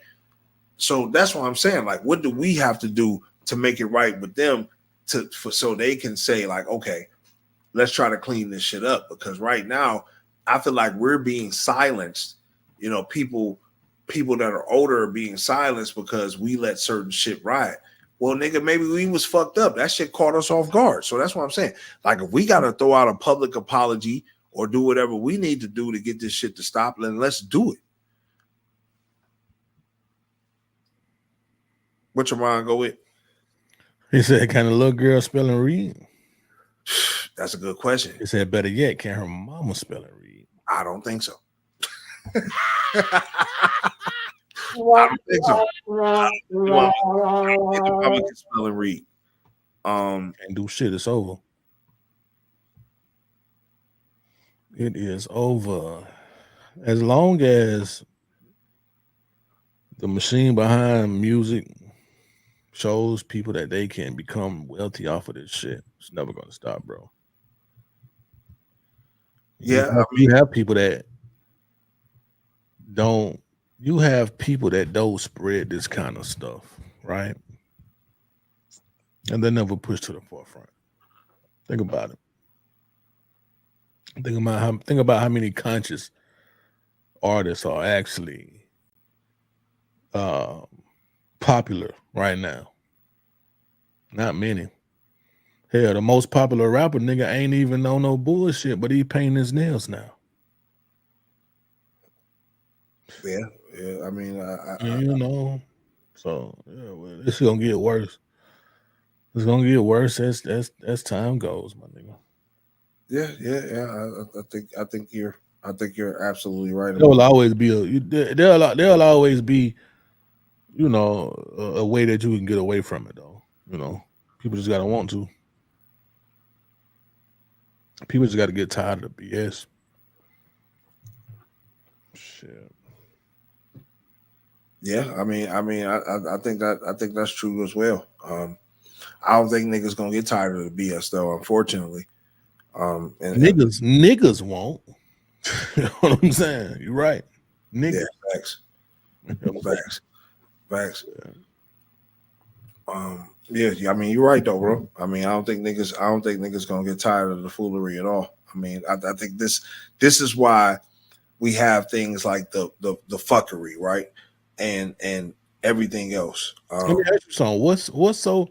Why do people glorify street culture? What's so good about that, my nigga? Because if I tell you, my nigga, it ain't a goddamn thing good about being outside, having to worry about a motherfucker coming to fuck you up, selling drugs, having to worry about the goddamn police taking your ass to jail. Jails fucking stinks. It's just terrible. There's nothing good about that. Period. Facts. You know what I'm saying? Most people nowadays don't even sell drugs because they fucking poor. Niggas ain't even in the streets because they poor. It's because they get influenced by the motherfucking culture. Yeah. You know what I'm saying? I definitely. Why the fuck is you come away from goddamn Duluth to hang out in the fucking Bluff, nigga? Shit don't even make no fucking sense. Yeah, it's crazy. You know what I'm saying? It's crazy. It's crazy. But you know, niggas gonna do what they do, man. But that's why, you know, ultimately, you know, we got shit like the fuckery and all that shit, bro. Like at the end of the day,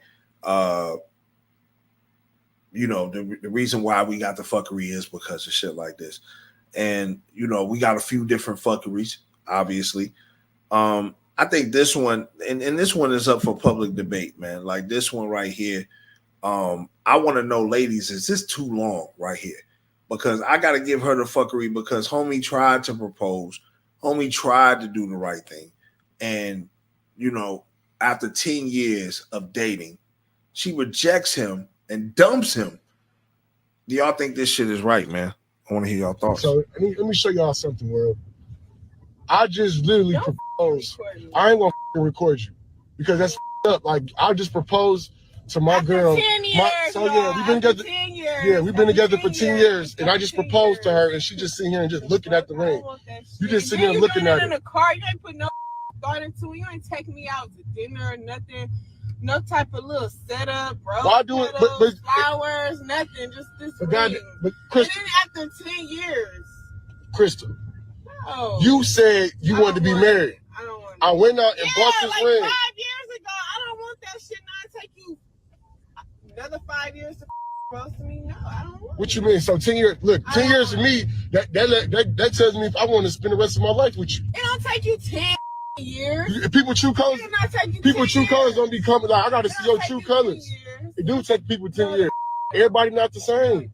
Like, I don't get it. What you talking about? Like, so you really don't want to. You don't want to marry me. You know what? I'm gonna pack my shit because I'm So you finna break up with me because I got you a ring 10 years later? What type of thought is this? We in the car. What you mean we in the car? Like, it don't matter where you get proposed I know exactly to, what kind as long as you get proposed to. I don't want that shit. Can you stop recording me? I'm not gonna stop recording because you're unappreciative, and I want to show the world how unappreciative my girl is. Like, I don't understand right now. So let me show y'all something, world. I just literally proposed. I ain't gonna record you because that's up. Like I just proposed to my girl. 10 years, we've been together. 10 years. Yeah, we've been together for 10 years, and I just proposed to her, and she just sitting here and just looking at the ring. You just sitting here looking at in it. the car. You ain't put no thought into it. You ain't taking me out. Like I want to know though, like do y'all feel like this is? I mean, okay, 10 years. Obviously, you still with him, right? Like you still with homie. Y'all still dating or whatever. You still chauffeuring him around. It look like he comes with a ring, and now you wanna hate. You should have been said something after year 4, year 5, if marriage was always on the agenda. Like why after 10 years you're still in the same position? You're still in the same position after 10 years. You know what I'm saying? And you get mad because he gives you a ring. And he gives you a ring lackluster. But he gives you a ring, but look how long he stretched you out. You know why he stretched her out that long? Why he stretched her out that long, my nigga, because he was waiting. He was waiting for something better to come along. Guarantee you. Yeah. I waiting for something better, bro. He just never got there. Now he like, fucking, let me go home. Yeah, it had to be something like that. After 10 years, like y'all should have been commonly law married at that point. You feel what I'm saying? Tremont says she doesn't want you anymore. Yeah. She done. I mean, she probably feels some type of way, and like she probably done moved on too. I think nigga dick problems. He probably got ED, all the liquor. drugs. He hit the record, y'all. He hit 5. They probably like, man, I don't want that shit no more anyway. Nigga, come on, you want to marry me now? Yeah. It's definitely it's Nigga. over. It's over. It's over. So yeah, he definitely get the fuckery for the approach. I think after 10 years, bro, you definitely should have got down to bend the knee, talked about how important she been in your life and your progression and everything else. And then He could have did better. Yeah, you definitely could have did better. You could have did better. We definitely gotta give you the fuckery for how you did your girl after fucking with you for 10 years and chauffeuring your ass around. This next situation, obviously, man, is crazy. I gotta give the fuckery to the child support system. You know what I'm saying? Because now, nigga, your sperm donor, like the nigga who looked out for you, can be put on child support. Let's listen. Why don't sperm donors have to pay child support? I just think it's really messed up that somebody can just go donate sperm and then have nothing else to do with the kid that comes from it. I was artificially inseminated because I'm a lesbian and I wanted kids, right? So me and my girlfriend decided that we were going to go find a donor and have a kid that way. And so when we broke up, she said that she had no legal obligation to this child and she didn't want to be the parent anymore. Of course, I was like, whatever, that's fine. Just give me, some child support. And she said, did you not hear me? I have no legal obligation to this child. I'm not going to pay child support. So now I'm trying to get the sperm donor to pay child support because biologically he is my daughter's parent. So I want him to give me his half.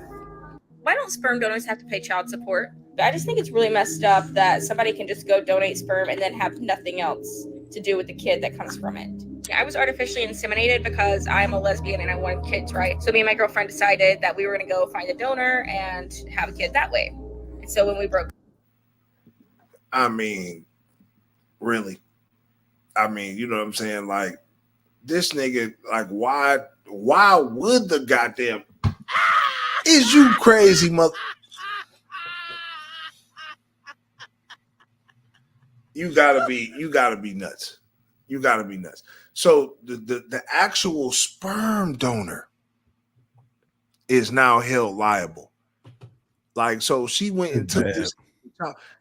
Is you crazy? You gotta be crazy. Trav, man, I know you got something to say about this, bro. Yeah, it's bad, man. I don't know where they come up with this shit at. Now, in your opinion, should the sperm donor? No. Shouldn't have nothing to do with it. Matter of fact, he got paid. I think they get paid for jacking off in the cup. Yeah. I think they get some kind of compensation. He got paid. Goddamn, she got played by a gay woman. Gay woman said, yeah, woman, I don't want that no more. Damn. Bitch, you got a whole kid now. Bitch, you different. This shit different now. Bitch, I don't even want that. I don't even want that responsibility. Yeah, that shit is crazy. Somebody said a scorned lesbianism who can talk about an issue that really hurts black men. And another thing, it's a white woman talking. Yeah, for sure. I mean, it's crazy. I mean, definitely sperm donors or people such as that should never be held on child support issues. That's some bullshit, though. Yeah. That's definitely some bullshit. You chose to go, look, you chose to go to the store and buy some nut. For real, because that's what you did. You chose to go to the goddamn nut store, bitch. Damn. Babies, you went to the baby manufacturing facility. You know what I'm saying? Get your goof ass out of here talking about you want child support. That's what she wanted, man. She wanted some child support, man. Like, I'm reading the comments. Somebody said if she actually pulls this off, you can say goodbye to donors. I agree with that. If she can pull this off, sperm donors will be no more, my nigga. Sperm donors better watch out if she pull this off. Niggas gonna be motherfucking. What about everybody who already sperm donors? Unless they junkies, they like the people that get a plasma. Man, any other way they motherfucking can. So everybody who sperm don't, watch out. But yeah, this definitely. I think just the word of this being out on the street would make me say, oh no, I don't want a sperm donor. I don't want to do none of that type of shit. Like, I'm cool. Like, I ain't doing nothing because I don't. Somebody said, imagine being your meat only to find out you're gonna pay for it eventually. Man, Damn, that's what they feel. Oh man, yes, That's yes. crazy. That was a good one. That was a good one. This situation though is crazy though. Try wait till you pull this one up, man. See, the fuckeries don't stop. Canadian man sentenced to 6 months in prison for asking a woman to kick him in the nuts for $100.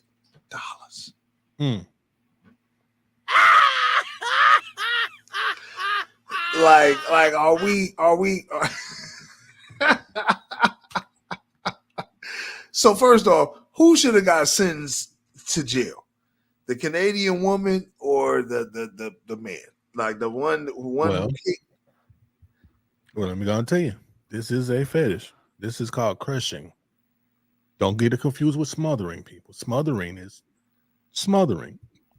This is something that has been going on for decades, and it's called crushing. This is usually something that people that like pain and also that like feet participate in. You got it. The two go together. Pain and feet. Crushing. Niggas been doing this shit.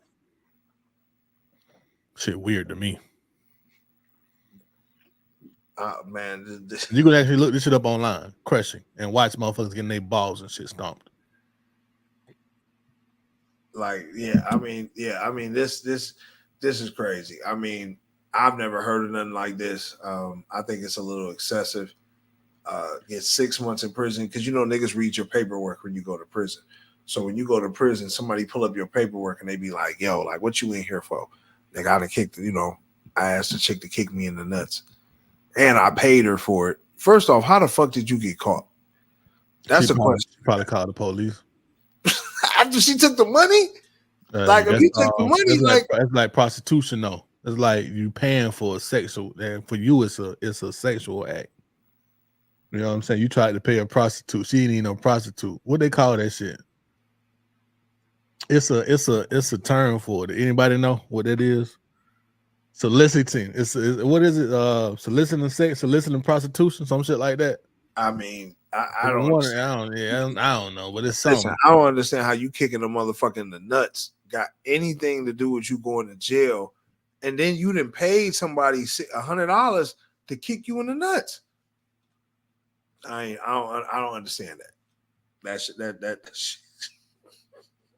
Kitty said escort. That's some of it. That's a motherfucker. Hey, right. That's a motherfucking escort. That's exactly what the it's fuck the that act is. of pandering or soliciting prostitution. Yeah. You want a motherfucker kick you in the nuts for $100. Like, I wanted the motherfucker come when the nigga kicked him. Like, motherfucker kicked my pow. They was like, oh.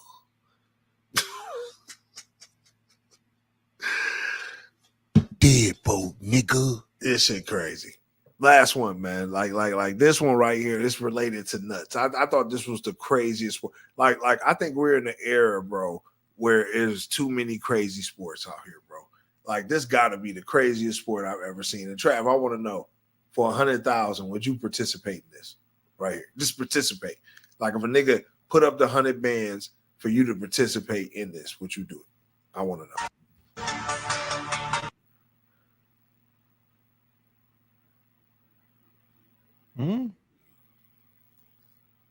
Is he gonna get on? 8 planks. Look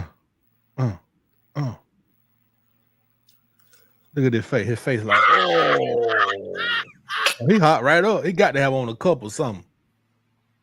Could you do that? If somebody paid you 100,000. I wouldn't want to do it. I'm gonna just say that. You know what I'm saying? I'm saying 100,000 cash, tax free. Would you do that shit? I don't know. I might. Put on the cup.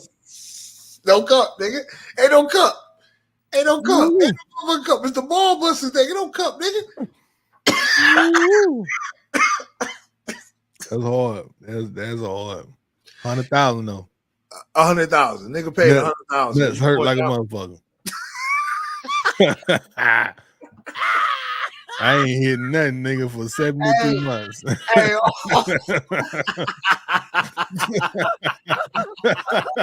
For real. Hey, but I'm saying though, man, it's the last. I'm saying it's 100,000 tax free though. Be honest though, man. What do you? I might do it.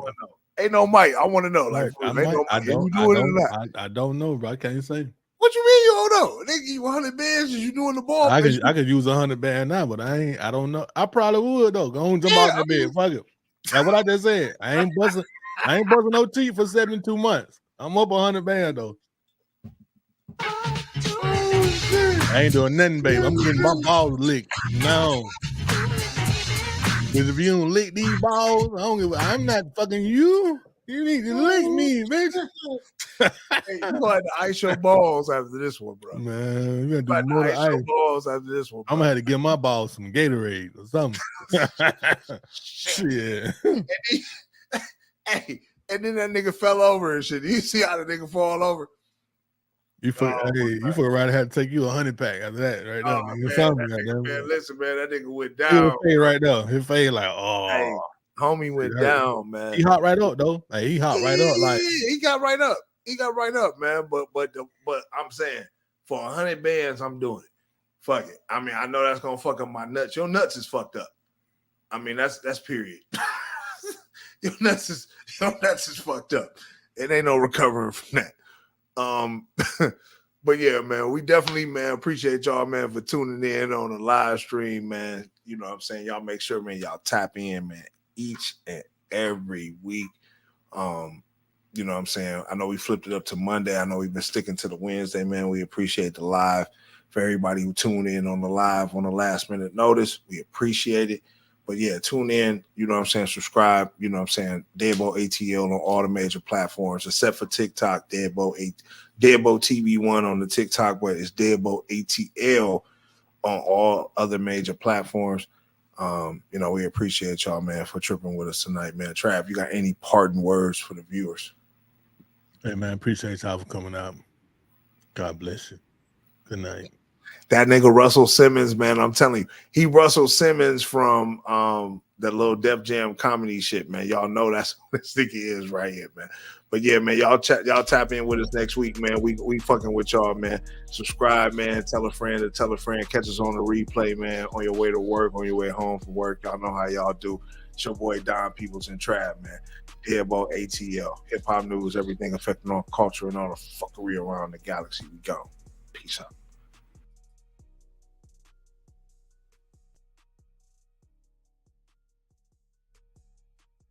I don't know if y'all know it, but we're going to win. I don't know if you feel it, but we're going to win. I don't know if you can see it, but we're going to win.